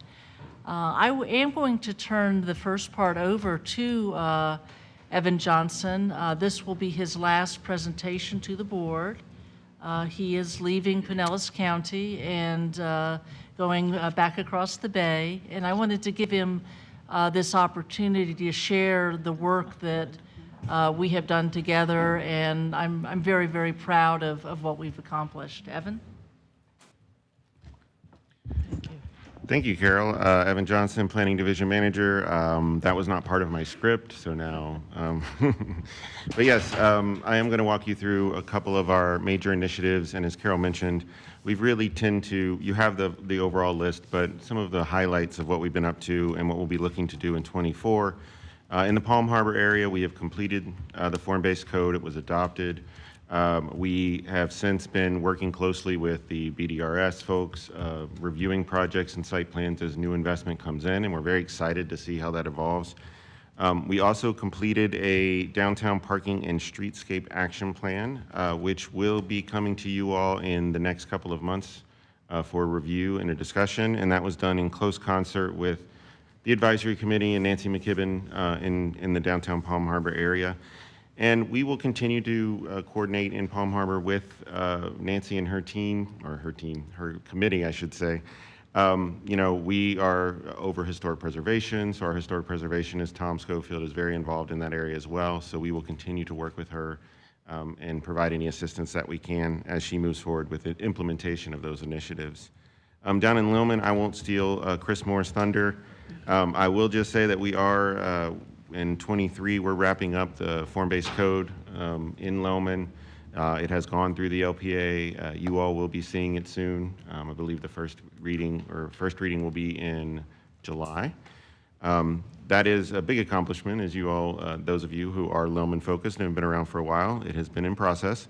And we're going to be coordinating closely with Chris next year, hopefully on the Joes Creek Master Plan, which will really be looking at the Joes Creek Industrial Park and the surrounding area and how we might be able to kind of do strategic financial infrastructure investments as well as code or urban design type updates to allow for some evolution of that area consistent with what Forward Pinellas has allowed or recommended in their recently completed TEAL study. So that was a mouthful, I know, but we pretty much go down and talk to the CAC every other month down in Lealman, and we'll continue to do that. I think Housing and Community Development's made a big commitment to Chris to provide him as much background and assistance as we can, and we will continue to do that. And the last big area of focus is to housing generally. The housing compact you all are familiar with. We've continued to do outreach with our neighbor communities about joining the compact. And we hosted our housing summit, which I believe many of you were at, and was a really, really great success, and frankly has garnered a lot more attention to the funding programs lately. Lots more calls coming in, lots more people asking like, wow, I didn't realize these programs existed. Out of that, we talked a lot about the Housing Action Plan. That will be coming back to our partner communities as an endorsement of the plan, so you'll be seeing that in the coming months. I think July or August it will come to you for a discussion and hopefully endorsement. And then we have our Land Development Code and Affordable Housing Code manual update. And this is going to be a pretty substantial code update. We are currently about, I would say, 75% done, and we're working on what came out of the legislative session with Live Local Act and others to make sure that we're addressing those all in one kind of swoop. So you'll be seeing that in the very near future, and Rebecca Stonefield and Carol will be here to do that presentation, I'm sure. And the last thing I just wanted to mention was we are going to be working with, back to Chris, we'll be working with him on looking at some pilot projects or ideas for implementation of manufactured housing strategy. We've talked a little bit about we've talked a little bit with the CAC about some ideas, and that will be something that we'll definitely be excited about, doing additional education outreach and those types of activities in the coming year. And with that, I'm going to turn it over to my good friend Bruce Bussey, who's going to talk a little bit more about the affordable housing. Before you do, Yes, ma'am. Evan, I would just like to say I'm very sorry to hear that you're leaving us. We are going to miss you. I will miss you all too. It has been an amazing experience, and it was not an easy decision, but who knows? Maybe I'll come back at a workshop and say, oh no, what have I done?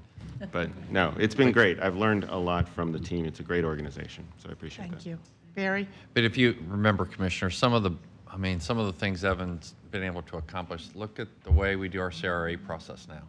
I mean, it really, we really were struggling with how to process these in any type of consistent manner. He took the lead on that. He developed a process that we now use where we have some objective, measurable ways of evaluating these. So work on the housing. I mean, there's just so many different things that he's worked on. So I just wanted to throw that in and remind the accomplishments that Evan's been able to do in a real short period of time. So Well, very, we very are much aware, and appreciate I'm just curious because Carol said across the bay. What does that mean? Is that Hillsborough? Is that Tampa, Plant City? Where? I will be going to the city of Tampa and the planning department. So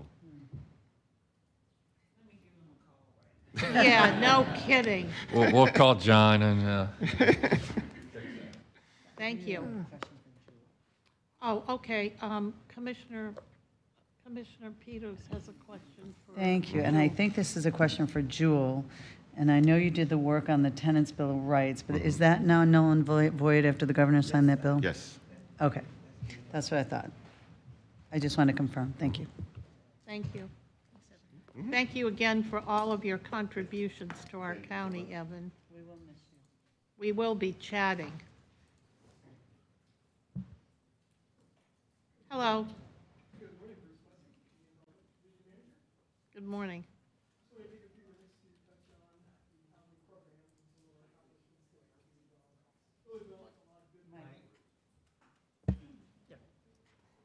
Thank you. I was looking for green instead of red.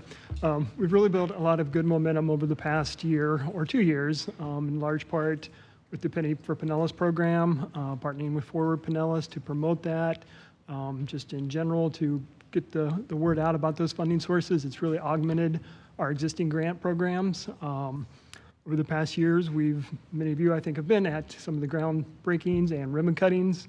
Projects that have come online include the Shores, Skyway Lofts, and right now, currently under construction, we have 626 units that the county has supported that are being built.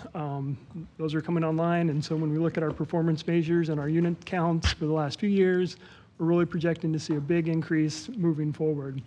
A lot of that is the funding resources we brought to the table, but as Evan mentioned, some of the code incentives, and most recently, I think two big events have occurred. Our Housing Summit, we're seeing a lot of partnership opportunities as a result of that and some of our other outreach, and the Live Local Act. The Live Local Act brings additional funding resources, but it's also bringing some other incentives and opportunities, and so we're seeing quite a bit of an uptick in interest from the development community on how that can be utilized. So this year, we're going to see a lot of new things coming that way, new opportunities to perhaps incentivize some mixed use and different programs that way.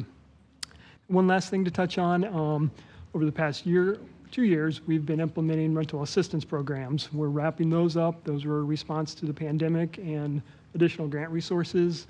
Those will be completed this year. Fortunately, we have additional SHIP dollars than we have in the past, and so we can kind of get back to focusing those programs on home ownership, the home repair program, and down payment assistance. It's probably more challenging than it ever has been, but we are finding some success with additional marketing and some new staff members promoting that program to make first-time home buyers. So with that, in a quick overview of affordable housing programs, and I know we've talked quite a bit about those programs over the years, so you're all very familiar with that issue and our efforts in that arena. That concludes our presentation. We'd be happy to take any questions. Any questions? You have a question? Not a question, but just housekeeping. We do have Lealman CRA right after this before we get to Forward Pinellas. It's part of the same presentation here. I'm aware. Thank Don't you, Madam worry. Chair. David? Yeah, quick question. With the last couple of years, the legislature has kind of taken our light industrial area and made it a little bit more vulnerable to housing. Well, it was originally affordable housing, and then it just turned into any kind of housing or any kind of, well, just in general. That. Have you seen that the concern that we had about losing some of our light industrial areas happening? I know. Anyway, that's really the only question I have. You started to see any of that concern that we had occurring? Commissioner, we have not received any proposals in unincorporated Pinellas County for those conversions. We do have a pending affordable housing proposal for funding for an industrial property, the Fairfield Avenue in St. Petersburg, which the city of St. Petersburg allowed to convert. I think one way to look at it, though, is look at the work that Forward Pinellas has done for the targeted employment land study. And that really kind of provides us a framework for managing those conversions in an orderly way. And we'll also roll in those incentives that the legislature has created into our Affordable Housing Development Manual, so it's clear how those processes work. Yeah, I really think that, I mean, we had started down that road anyway to kind of loosen up a little bit on the light industrial. And I know we've worked with some of the cities on particular projects to do that very thing. There was one in North St. Petersburg that took a large pie of property, so to speak, and took a 25% of it, made it residential. It really helped feed the folks that were working at that business. So it really kind of made sense, and we can be careful and selective, but just curious if there had been any kind of run on industrial property. So appreciate your comments. Thank you. Thank you. Okay. You're welcome.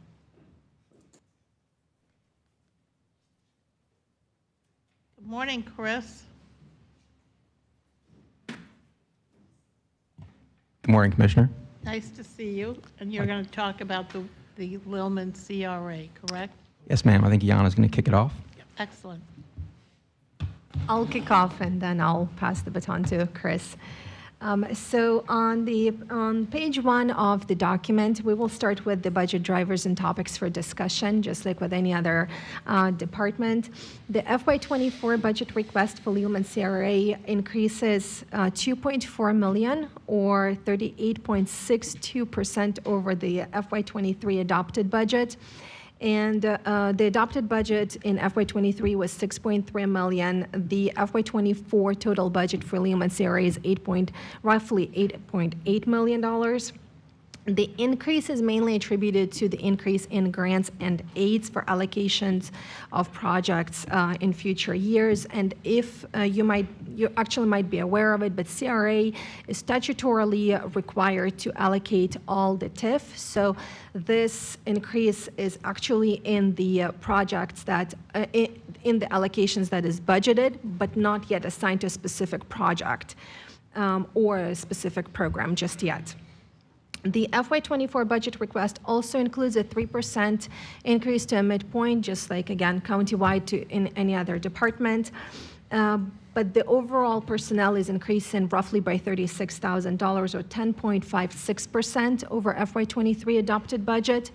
And just like I mentioned in the HCD, the cost is moving from HCD to Lealman CRA. So on the HCD side, it's the decrease. On Lealman CRA side is the increase.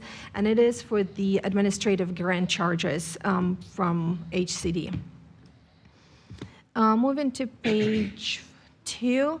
Operating expenditures are increasing roughly by $300,000, or 479.14% over FY23 adopted budget. The main increase is in professional services. $250,000 is being budgeted for FY24 for Joe's Creek Master Plan update, and that is to identify infrastructure needs in the district, create market analyses to forecast return on investment. There is also $33,000 that is being transferred from Parks and Conservation Resources for an Extension Family Consumer Services Science Agent, and that is to continue providing support to the Lealman Community Center Youth Development Financial Education Program. Staffing for Lealman CRA remain flat at 3 FTE. The department does not have any proposed decision packages within for FY24. It does not have user fees, so there are no changes there. I will pass to Chris as far as the accomplishments go. Thank you, Jana. So this was a big year for the CRA. You know, we've had, I'd say, significant growth this year. Some of our programmatic expenses, some of our capital projects coming to fruition. First one we wanted to highlight there was what we call the Home Investment Program. So it's a contract we have with Habitat for Humanity to incentivize construction of affordable single-family homes. So they're able to obtain funding for land acquisition and construction costs. And that's resulted in what we project to be by the end of the year, 15 new single-family houses for a total expenditure of right at $500,000. They've closed on 14 of those 15, and I think the 15th is slated to close here in June. So tremendous impact. Obviously, anytime you can support single-family housing, that's a game changer for those residents. And on top of that, they were able to acquire land in a very clustered area of the CRA, right around Haynes Road and 54th. So 10 of those houses are within 2 blocks of each other, and so you really see a burst of activity and a noticeable impact there. And then some of those capital projects that came to, that wrapped up this year. So a lot of investments in our park network. We really feel strongly about those assets in Lealman. When you look at Neary Park and the planned investments there, the Joe's Creek Trail, which ultimately eventually will be a linear park.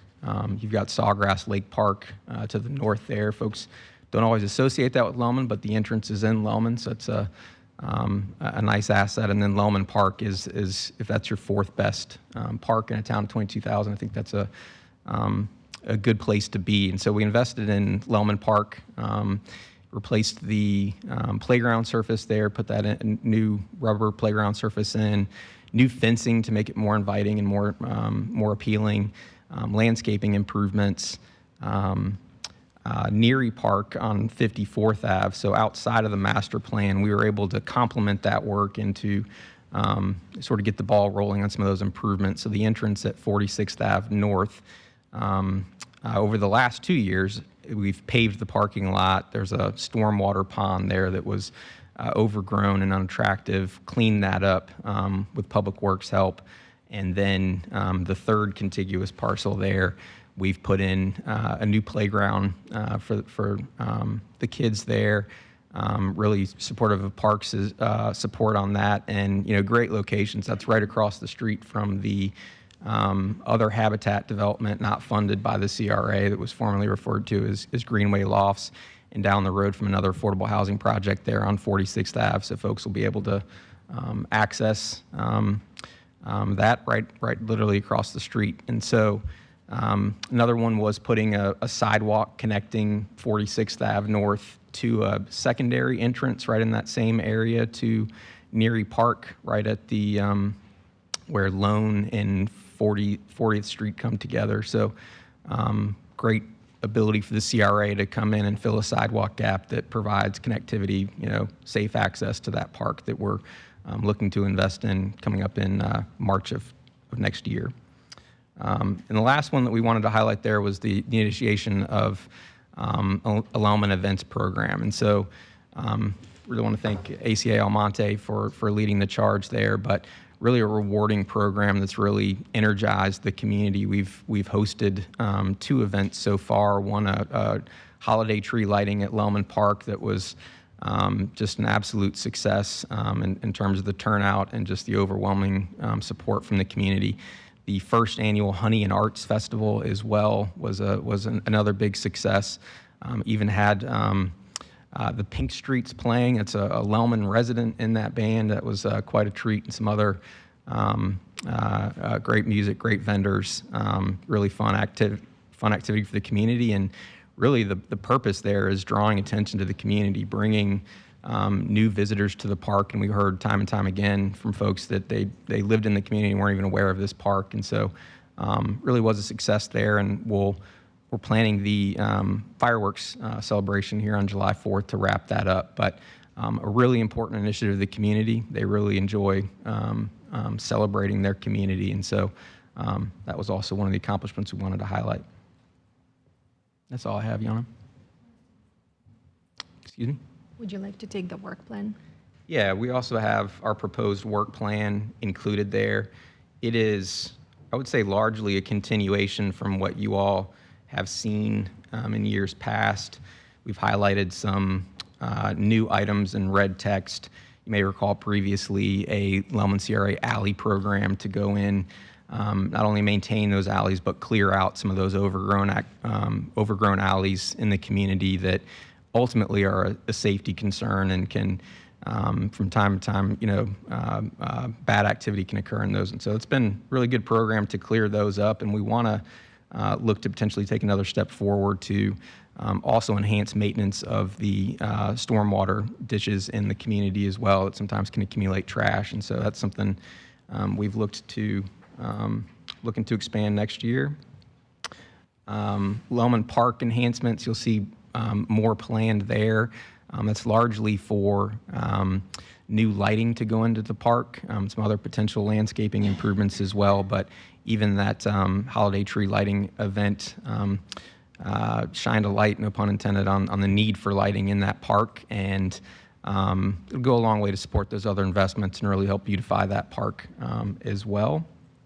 And you've heard a couple times about the teal study as well, so that's a significant new endeavor in the community. And just as a follow-up, that's again the Target Industrial Employment Lands study as a follow-up. The Lealman, or the Joes Creek Industrial Area, has been recommended to be designated as the TEC local, the new proposed category that would allow for a more flex of uses. And so this master planning effort will really look to tie together the regional stormwater facility planning that's going on and some of the flooding challenges existing in that park, as well as the Joes Creek Trail and Restoration Project, and look at how the CRA can potentially come in and support some of the infrastructure improvements that will be needed in that area.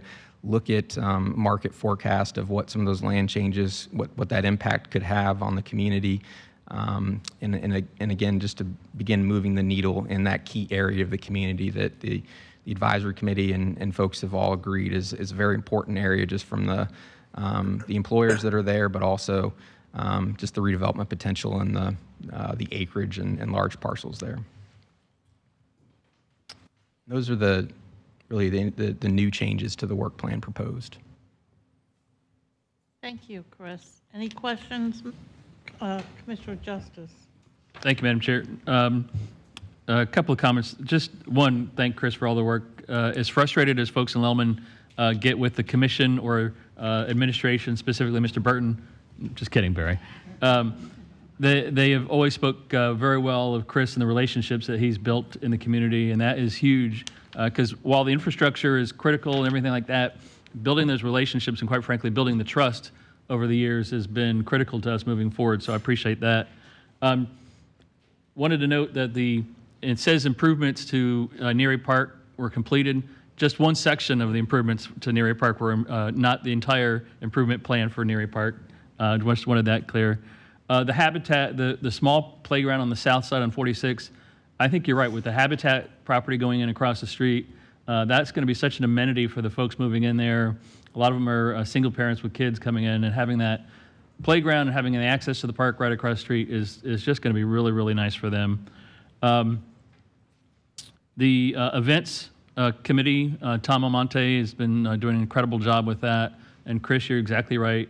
Not only the folks that live there having the benefit of a really neat event right there in their backyard, but introducing folks who live just 3 to 10 minutes away going, I never knew this place was here. And then when we do get the full improvements done at Neary Park, for them to come there and have that park shelter pavilion to use for birthday parties and events, I think that's just going to be a game changer. One question I did have is we have gotten a lot of positive reaction on the street signs and the logo there. What's the timetable for the larger ones at the entryways into the Lealman community? The first 3 have gone in at a couple different locations. They ultimately had to delay the final batch due to some flaws when they were delivered, and they've had, like so many in the construction and production industry, just staffing challenges and so on. But I would say they've forecasted the remaining to go in over the next month or so. Okay, wonderful. And then, Madam Chair, I did have a question for Housing Community Development. I thought we were doing it all together, but if everyone's done with Mr. Moore, I did have questions for Carol or Bruce or somebody. Anything else for Chris? Anybody? Yeah, I did. Okay, go ahead. Yeah, first of all, appreciate the presentation. I always like to give a shout out to Brian, Nancy, and Chris for the work that they're doing. I still want to go back to the time that we did that on a temporary basis and then kind of merged two jobs to see how it would go. And we did kind of crawl, walk, and then run. And I'm really proud of the work that they're doing. Chris, great job with the CRA. I'd like to, at some point, you don't need to get into it today, just learn a little bit more about how the Teal study, the Joe's Creek development area, AM skills, all of that coming together is providing, how is it providing job opportunities? It certainly makes sense, and I can see why it would, but I would just like maybe at some point to kind of see how those real improvements, in my mind, will make a difference. So at some point down the road, that'd be great. The projects, events, building trust, all of that is just so critical. And again, great job by the team.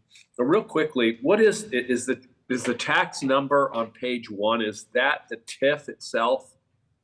Is that what is the TIF level of taxes that we're receiving for that area? Is that? Right now, we're forecasted for FY24 to bring in 3.2. Okay, so that is the TIF itself. Yes, sir. Okay. Well, again, I mean, that's huge, having a dedicated source of funds to make all this a reality. And I think, that seems to be a little bit of the struggle we're having up in the Palm Harbor area is how to do that. It's not the same challenge and the same opportunities. But I think there's a mentality of how do we bring what we need there. And the other thing is the 3 FTEs, obviously, what are their positions in the CRA? If you could. Yes, sir. One is an administrative position that sits at the reception area of the Lealman Exchange and also assists the CRA administratively. And we have brought on a CRA coordinator this year, and the third is myself. Okay. And the coordinator kind of out in the field, assistance in terms of coordinating activities? Yes, sir. Those affordable housing grants can be pretty labor intensive. There's a lot of work in the community with the contractors, with the residents themselves. And so that's the primary support role that he plays there. Well, thank you for that information. Again, great work, and look forward to another successful year ahead. Thank you. Thank you, sir. I can speak to AM Skills real quickly. So that program offering their manufacturing boot camps at the Lealman Exchange, which they began first there at the Lealman Exchange, over the last couple of years, that's resulted in 50 jobs being produced literally out of that facility. So it really is a tremendous success. And Commissioner Eggers, I know that they have done some outreach to the industrial park area. And I know they've had some conversations with one employer there about trying to provide more hands-on training. So their initial effort, their phase 1, essentially was to get the rapid training, get folks into a job, and they're moving into a second phase of sort of the on-the-job training to ensure that those folks are sustainable in those positions. And so they're looking to some of the local manufacturers there in that park. I know one in particular that they're trying to reach a deal with. And before I step aside, I just want to thank the commission and County Administrator Burton and the team as well. So all those accomplishments, you've heard all the overlap with housing community development. Evan will absolutely be missed at the Lealman CRA Advisory Committee meetings, but their entire department has really provided tremendous support to the CRA and Public Works as well, just with all those capital projects. So I sit up here, but there's an amazing team behind us supporting that work, and I just wanted to thank them. Thank you. Hey, Chris, I just had one final question. The CRAAC, the advisory committee, how many empty spots do we have, and how's that dynamic continue to evolve? There's one vacant position now that we're going to begin to advertise. I'd say it's absolutely continued to evolve. Early on, there were even challenges just establishing a quorum, getting a good group of folks that were really committed to the effort and putting in the work that's required. And certainly over time, more and more engagement and I think recognition from many of those folks on, feeling heard, feeling their voice being listened to, and it's just going to make it an ongoing work. It's a lot of room to grow still, and we look forward to continuing that partnership. Yeah, thank you. I think that's really important. You transmit the importance of that advisory committee to them and how much we appreciate their sacrifice of time and energy and all of that to make Lealman special. The advisory committee, to me, is as important as the TIF that you're garnering for the projects. You really can't be successful in the long run without both.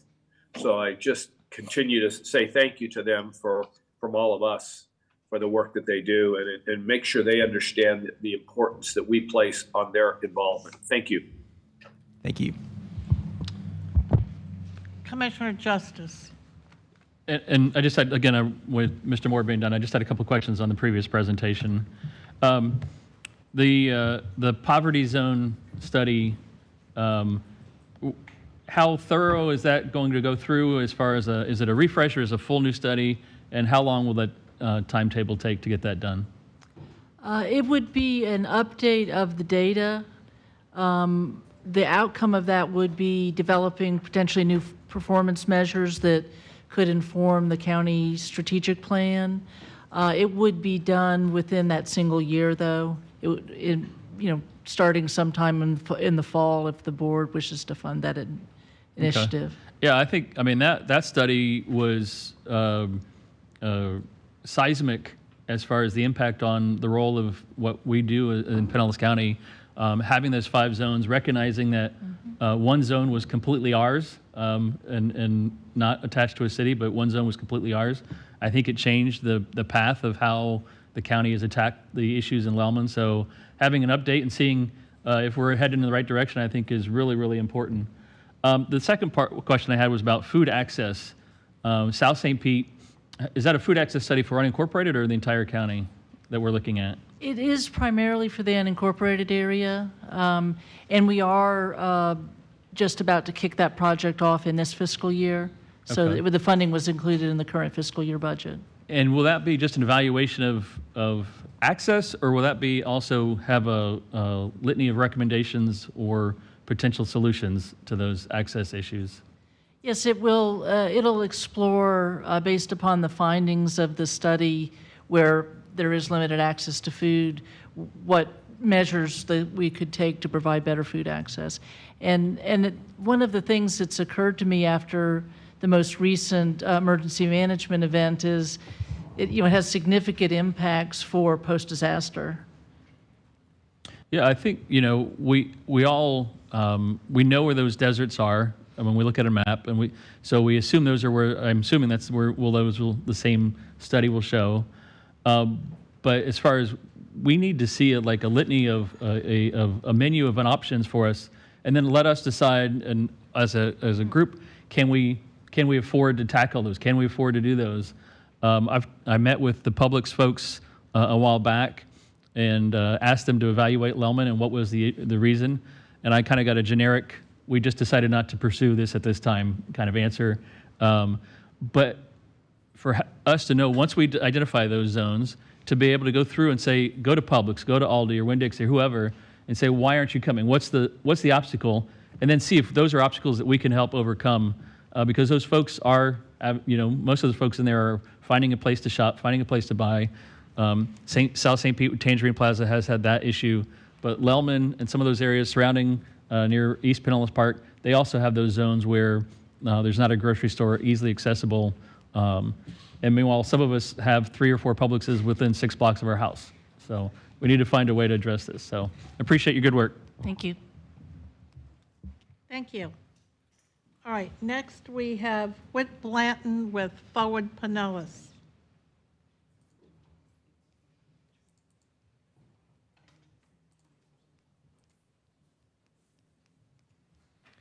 As Whit comes to the table, Jana Matiuk will also be presenting on this topic and the next one. So she will stay right in the seat here, start off with the budget, and then kick it over to Whit. Commissioners, on page 2 for Forward Pinellas, we will start with FY24 budget drivers and topics for discussion. I think the presentation should be relatively brief on this one. Forward Pinellas requested budget is built on a flat millage rate of 0.0210 and an anticipated and forecasted 11% property tax revenue increase. The agency and the Office of Management and Budget are working different scenarios based upon the role growth. And in the short term, if there are any revenue cuts, the agency will be able to absorb those by unfortunately dipping into the reserves. In the long run, though, the reserves will not be enough to cover the expenditures, and the fund balance will slowly be decreasing, and that can lead to a structural imbalance in the budget. As I've already mentioned, Forward Pinellas and HCD do have a few joint studies. One of them is the decision package that we just discussed that was part of HCD's budget request. It is for the multimodal impact fee, and to reiterate, the Forward Pinellas is contributing $200,000 for that effort. HCD is requesting $100,000 effort. City of Largo, Clearwater, and St. Petersburg are each contributing $50,000. The commitments have been received. This effort is estimated to be a minimum of $400,000. Another one is the joint effort is the regulatory toolkit, again with together with HCD. HCD is budgeting $40,000 for that effort for FY24 in their budget. And at this point, I actually will ask Whit to elaborate on the multimodal impact fee. Well, good morning, Madam Chair, Commissioners. It's a pleasure to be here. Whit Blanton, Executive Director of Forward Pinellas. I'll start with the multimodal impact fee. This is an ordinance that's a county ordinance, but Forward Pinellas is referenced in that ordinance because our technical coordinating committee, which includes the 25 local governments, is the vetting entity, really, for any amendments or changes or updates to that transportation impact fee. Transportation impact fees started out with really just case law guidance, and in recent years, the last 10 years or so, the legislature has passed several pieces of legislation that affects transportation impact fees and has enabled a concept called mobility fees as well. What we're proposing to do is look at what's reasonable in terms of updates to the transportation impact fee, but also considering whether we should transition to a mobility fee that would better align development impacts and development revenues with countywide goals and strategies in terms of redevelopment, housing, and transportation. And there are a number of counties and a number of cities around Florida that have enacted mobility fees that position them better for growth than transportation impact fees. And the reason for that is that transportation impact fees are based on the cost of widening a lane mile of road and the associated cost of adding that capacity. And that's just not something we're doing a lot of in Pinellas County, whereas a mobility fee is more geared towards multimodal transportation and accessibility as well as potential capacity. We do have commitments from local government partners. The county administrator asked me to secure those commitments and make it a regional request. I didn't go to every local government, but I went to the big three, and they were all very eager to contribute to that because they all recognize that they're having growth challenges and they're not having sufficient local revenues to address many of those growth challenges. And this puts some of that onus on the development community as they're getting additional density and additional intensity. So it seems like it's a fair balance of where those revenues would come from. We are putting in $200,000. Half of that comes from the Pinellas Planning Council. The other half comes from the Metropolitan Planning Organization. And just a reminder, the MPO is fully funded by federal grants. And we use the PPC revenues to pay for our staff salaries and our other associated expenses. And then we are reimbursed by the federal government every quarter through the Florida Department of Transportation. In addition, should I just go ahead and cover some of our other accomplishments, or do you have questions on the mobility fee itself? Anybody have a question? Commissioner Scott? Thank you, Madam Chair, and thank you very much, Whit. How long would it take to get the mobility fee study done? Any idea Well, on timeline? it's a pretty significant undertaking. I would say it's probably 8 months to a year-long study effort. If we began in October, for instance, we are proposing in the interim to bring in a couple of consultants. We've just procured our new planning consultants to talk to our technical coordinating committee about case studies, best practices, examples, and make sure our technical coordinating committee is aware of this effort and on board as well. Yeah, I mean, I just reading your letter here, I mean, it makes total sense that that should be reviewed, so. Thank you very much. Fun fact about that one is I collected all the data in 1989 for this, and that's still the basis of this transportation impact fee. So you're the very familiar data with it. are kind of outdated. Yeah, right. I'm getting old. Thanks. Just a few other things that I'll address here. It was mentioned earlier about the Target Employment Industrial Land Study. We believe that that's a very significant cornerstone of growth planning in Pinellas County. And I say growth planning, it's really redevelopment planning. What we have done is we've taken a one-size-fits-all approach and gotten rid of that and focused on a more flexible, community-based approach to our industrial lands policy that we think is more reflective of modern-day private sector initiatives and also what the county needs in terms of growth and redevelopment. It's giving more flexibility to the local governments, but it's also we're looking at no net loss of industrial and employment lands by increasing density in the appropriate locations where our infrastructure can support that and where it's outside of the coastal high hazard area. And so that has a direct impact on places like Lealman and the Gateway area and the US 19 corridor and where these target employment centers are located. That is a foundation for the coming update of our long-range transportation plan that we're doing currently with MPO dollars. That will project out to the year 2050, and we will use projected transportation revenues from state, local, federal sources to identify the priority transportation projects that we think are needed and can be supported through 2050. We've also established an urban design pilot program that was very successful last year. We've worked with Clearwater, Oldsmar, and Palm Harbor, unincorporated area, to provide guidance on urban design, because as Pinellas County develops and redevelops, design becomes increasingly important because compatibility and character are key to ensuring that we're working with our communities, with our neighbors, and doing so in a way that's compatible. The countywide housing compact was mentioned earlier. That was a joint effort between Ford Pinellas and Pinellas County. We have other local partners that are part of the tactical team for that, that receive housing funding, but we're really making this a countywide effort because everybody, whether you're a beach community or whether you're Pinellas Park or whether you're St. Petersburg, depends on a workforce that can live here.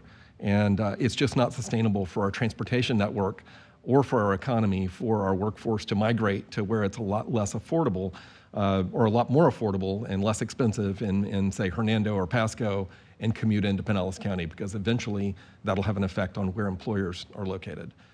So we think that that's really critical to pairing that with transportation policy. And our staff has also demonstrated a high level of responsiveness over the last couple of years. And so our demand for technical assistance by the local governments, it's in your packet, but we are working with a number of cities on comprehensive plan updates and amendments and other technical assistance. A lot of that we do not charge them directly for. That comes just with our millage, and everybody's paying into it, so we believe that there's a common basis for providing that service.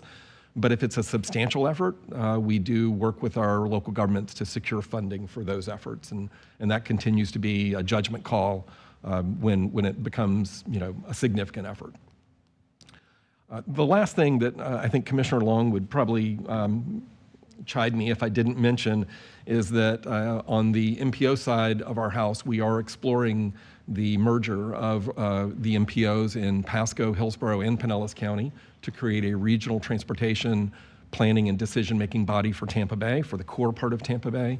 I drafted a memorandum of understanding that we have shopped around and gotten comments, and I believe we are going to be in position to adopt that MOU, committing us not to actually doing it, but committing us to working through all the details of creating that organization as quickly as possible.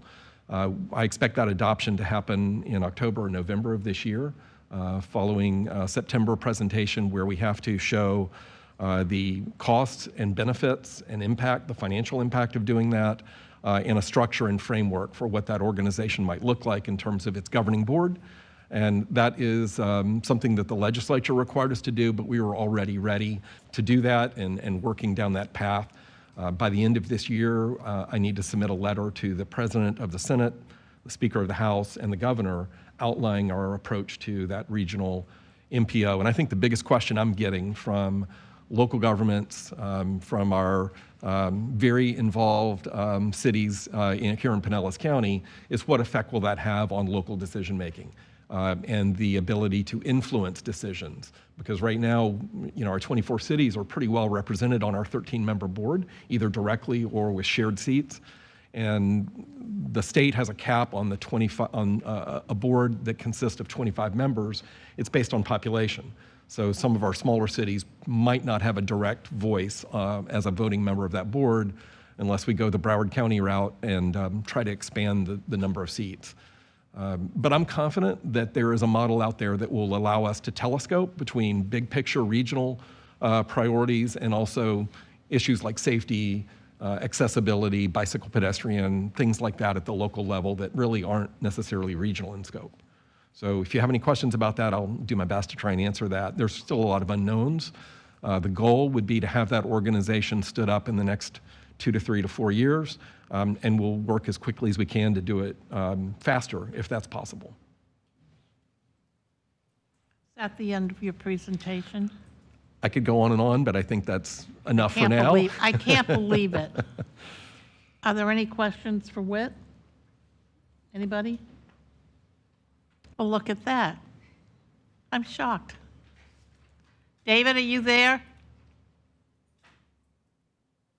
I am. And you have no questions for Whit? Well, I could make 2 comments, brief comments. Uh-huh. First of all, on industrial land, and I mentioned that in a previous comment that we've been talking about this Teal study for a while, and the state has tried to open up the flexibility of our industrial land. So I think that the state and us were kind of on the same path, just coming at it a little differently, but really proud of the work that we've done on the Teal study because it really focuses on making that not one size fits all, which is really important. And the second comment that you just made about the regional MPO, that's something that we have talked about for a long time. It seems the natural progression makes sense. The state has the same kind of vision. So it's kind of nice when we're on the same page, at least working together and, bringing everybody in the region together. I'm really proud of Commissioner Long and this commission pushing forward with that unified discussion between the Pinellas, Hillsborough, and Pasco commissions. I think that is we've heard the word game changer a lot this morning. I think that's a real game changer as far as communication and making good regional activity a success. And so I look forward to that work and working closely with the state direction and making this a reality. But thanks for the effort on those 2 fronts, Whit. Thank you, Commissioner. Thank you. Well, Thank you, okay, Whit, I guess you're off the hot seat for now. For now. Thank you very much. You're welcome. Okay, Commissioners, with your approval, let's go ahead and take up business technology services since that's the last thing on our agenda today. I have been informed that lunch is here and ready, so if we can go through this presentation, we'll have lunch after if you choose to stay. Is that all right with everybody? Good. Okay. Okay. Well, hello there. Haven't seen you for a while. I know. Good afternoon, Commissioners.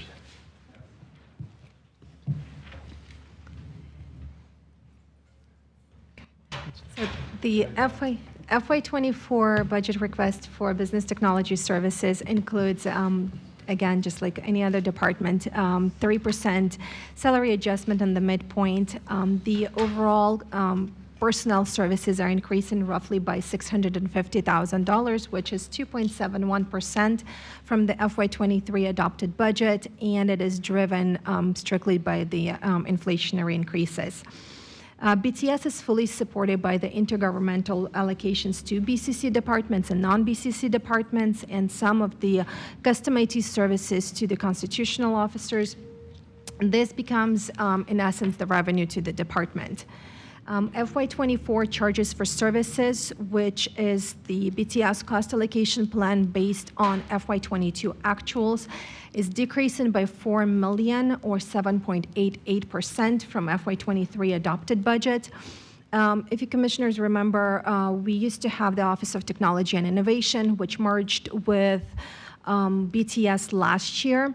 And up until this year, we still had some of the cost allocation costs built from OTI and BTS. And this year, FY24, we have one cost allocation plan, and that is the BTS cost allocation plan, and this is resulting in the lower allocation spread from BCC and non-BCC departments. As well as BTS does not have any decision packages this fiscal year, this upcoming fiscal year.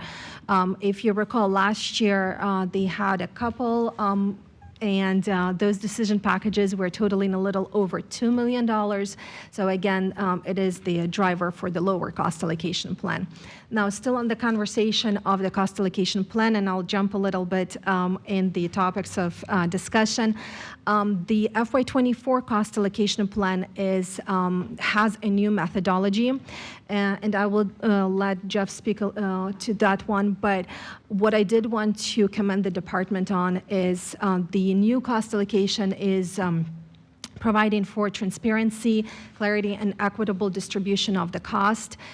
It was a tremendous work done on department side, and they truly should be proud of the product that came out of this. Jeff? Thank you. Good afternoon, or actually still morning.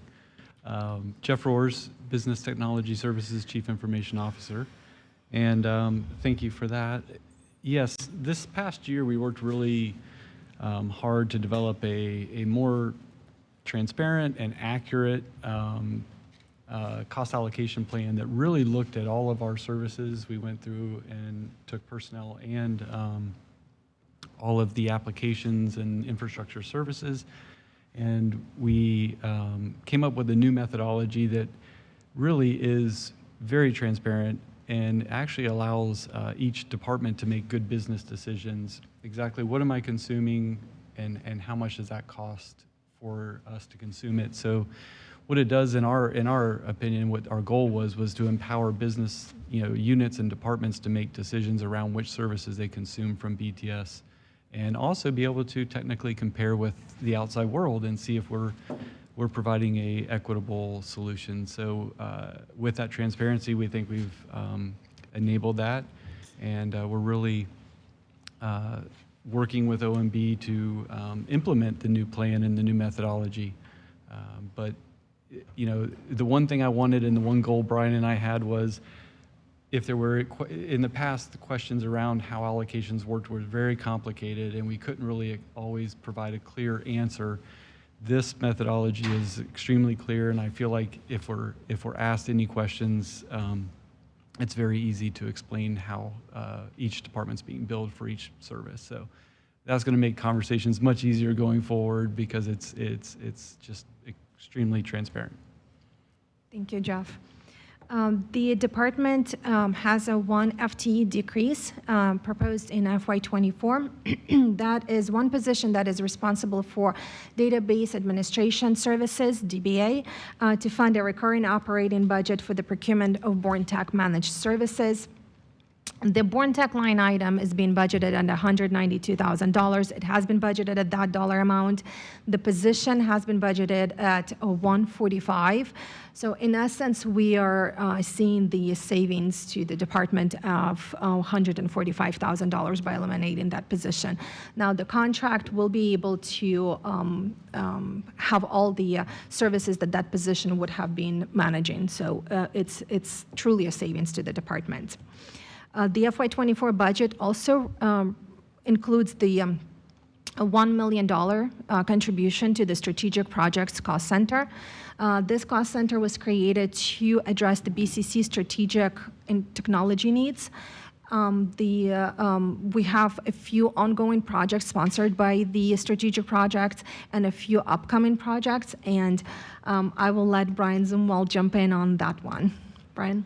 Thank you. Good afternoon, Commissioners. The Strategic Project Cost Center within the BTS Fund, the best way to describe it, it kind of acts like a CIP for our software systems, essentially. It is where we do modernization projects, where we do strategic investments in software, and quite frankly, whenever we need new capabilities, we'll normally spend out of this cost center in order to acquire those technology capabilities. Within this last year, I think we put some examples in the memo of some of the things that we have spent money on or we are about to spend on. Good example is like PCCLB that you heard about this morning with Michelle and with Kevin. You know, we've made a lot of investments in the BDRS, PCCLB areas over the last couple of years. You know, that $1 million contribution essentially allows us to do all these software projects that are strategic in nature, essentially. Thank you, Brian. If you recall yesterday, when the communications was presenting their budget, there was a mention of one communications FTE moving to BTS. That position did move to BTS in FY23. However, the funding for that position was still provided by communications. In FY24, this funding will fully be coming from the Business Technology Services Fund. The position will become just like any other position within the BTS. The position will become part of the cost allocation depending on what projects and what departments the position will be supporting. The work is also continuing to be done on the Oracle modernization effort as adopted in FY23 budget. It was adopted at $1.9 million. Some of the funding is being rebudgeted in FY24, so the estimate is being decreased by that dollar amount. As I've already mentioned, the department does not have any proposed decision packages. They already have their hands full for this upcoming year. There are no user fees in the department, so there are no changes to user fees. And if we scroll down to page number 5, that's when where we will see the performance measures for the department. They are proposed and presented to the BTS board. They are approved by BTS board, being reported on those measures, and I will ask Jeff to elaborate a little bit more on those. Yeah, sure.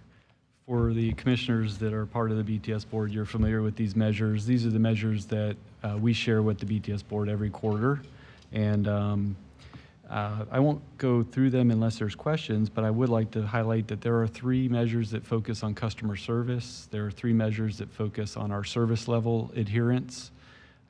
There's 2 project governance measures that deal with our performance in delivering projects. And there are 4 internal measures that deal with first call resolution, meaning can we solve your problem on the first call, employee satisfaction, employee turnover rate, and some security measurement. And then there is also a governance body satisfaction measure as well in there. So those are the measures that we share with our board every quarter. And these are listed here, and happy to share any more or answer any questions that might. Any questions from the board? No? Jeff, I just have a comment to make to you and to Brian, and I'm particularly pleased and very thankful that you both take the time to talk to those of us that sit on your board that are not so technologically savvy. And you take the time to explain to us exactly all of what you're doing and how you're doing it and why. And you're very thoughtful about the way in which you try to help all of us understand all of the intricacies in the work that you do. So I'm grateful for that. And I mean, it's a really, really big job, and the silos are, congratulations for whoever came up with that template that you use to satisfy all the folks that you're responsible for. I really appreciate it. Thank you. Yeah, thank you. Anyone else? No? Well, okay then. I don't know where that might eat. I've got a little button that says, that was easy. I don't know where it is today, but it looks like as far as, I'm sorry? Yeah, look at that. We're done, and it's only 12 o'clock, or a little 2-3 minutes after. So if you'd like to, commissioners, have lunch, it's back there. And with that said, then we are adjourned for the day, and we'll see you tomorrow, right back here, same time, So same place. each day's getting shorter, right? Hey.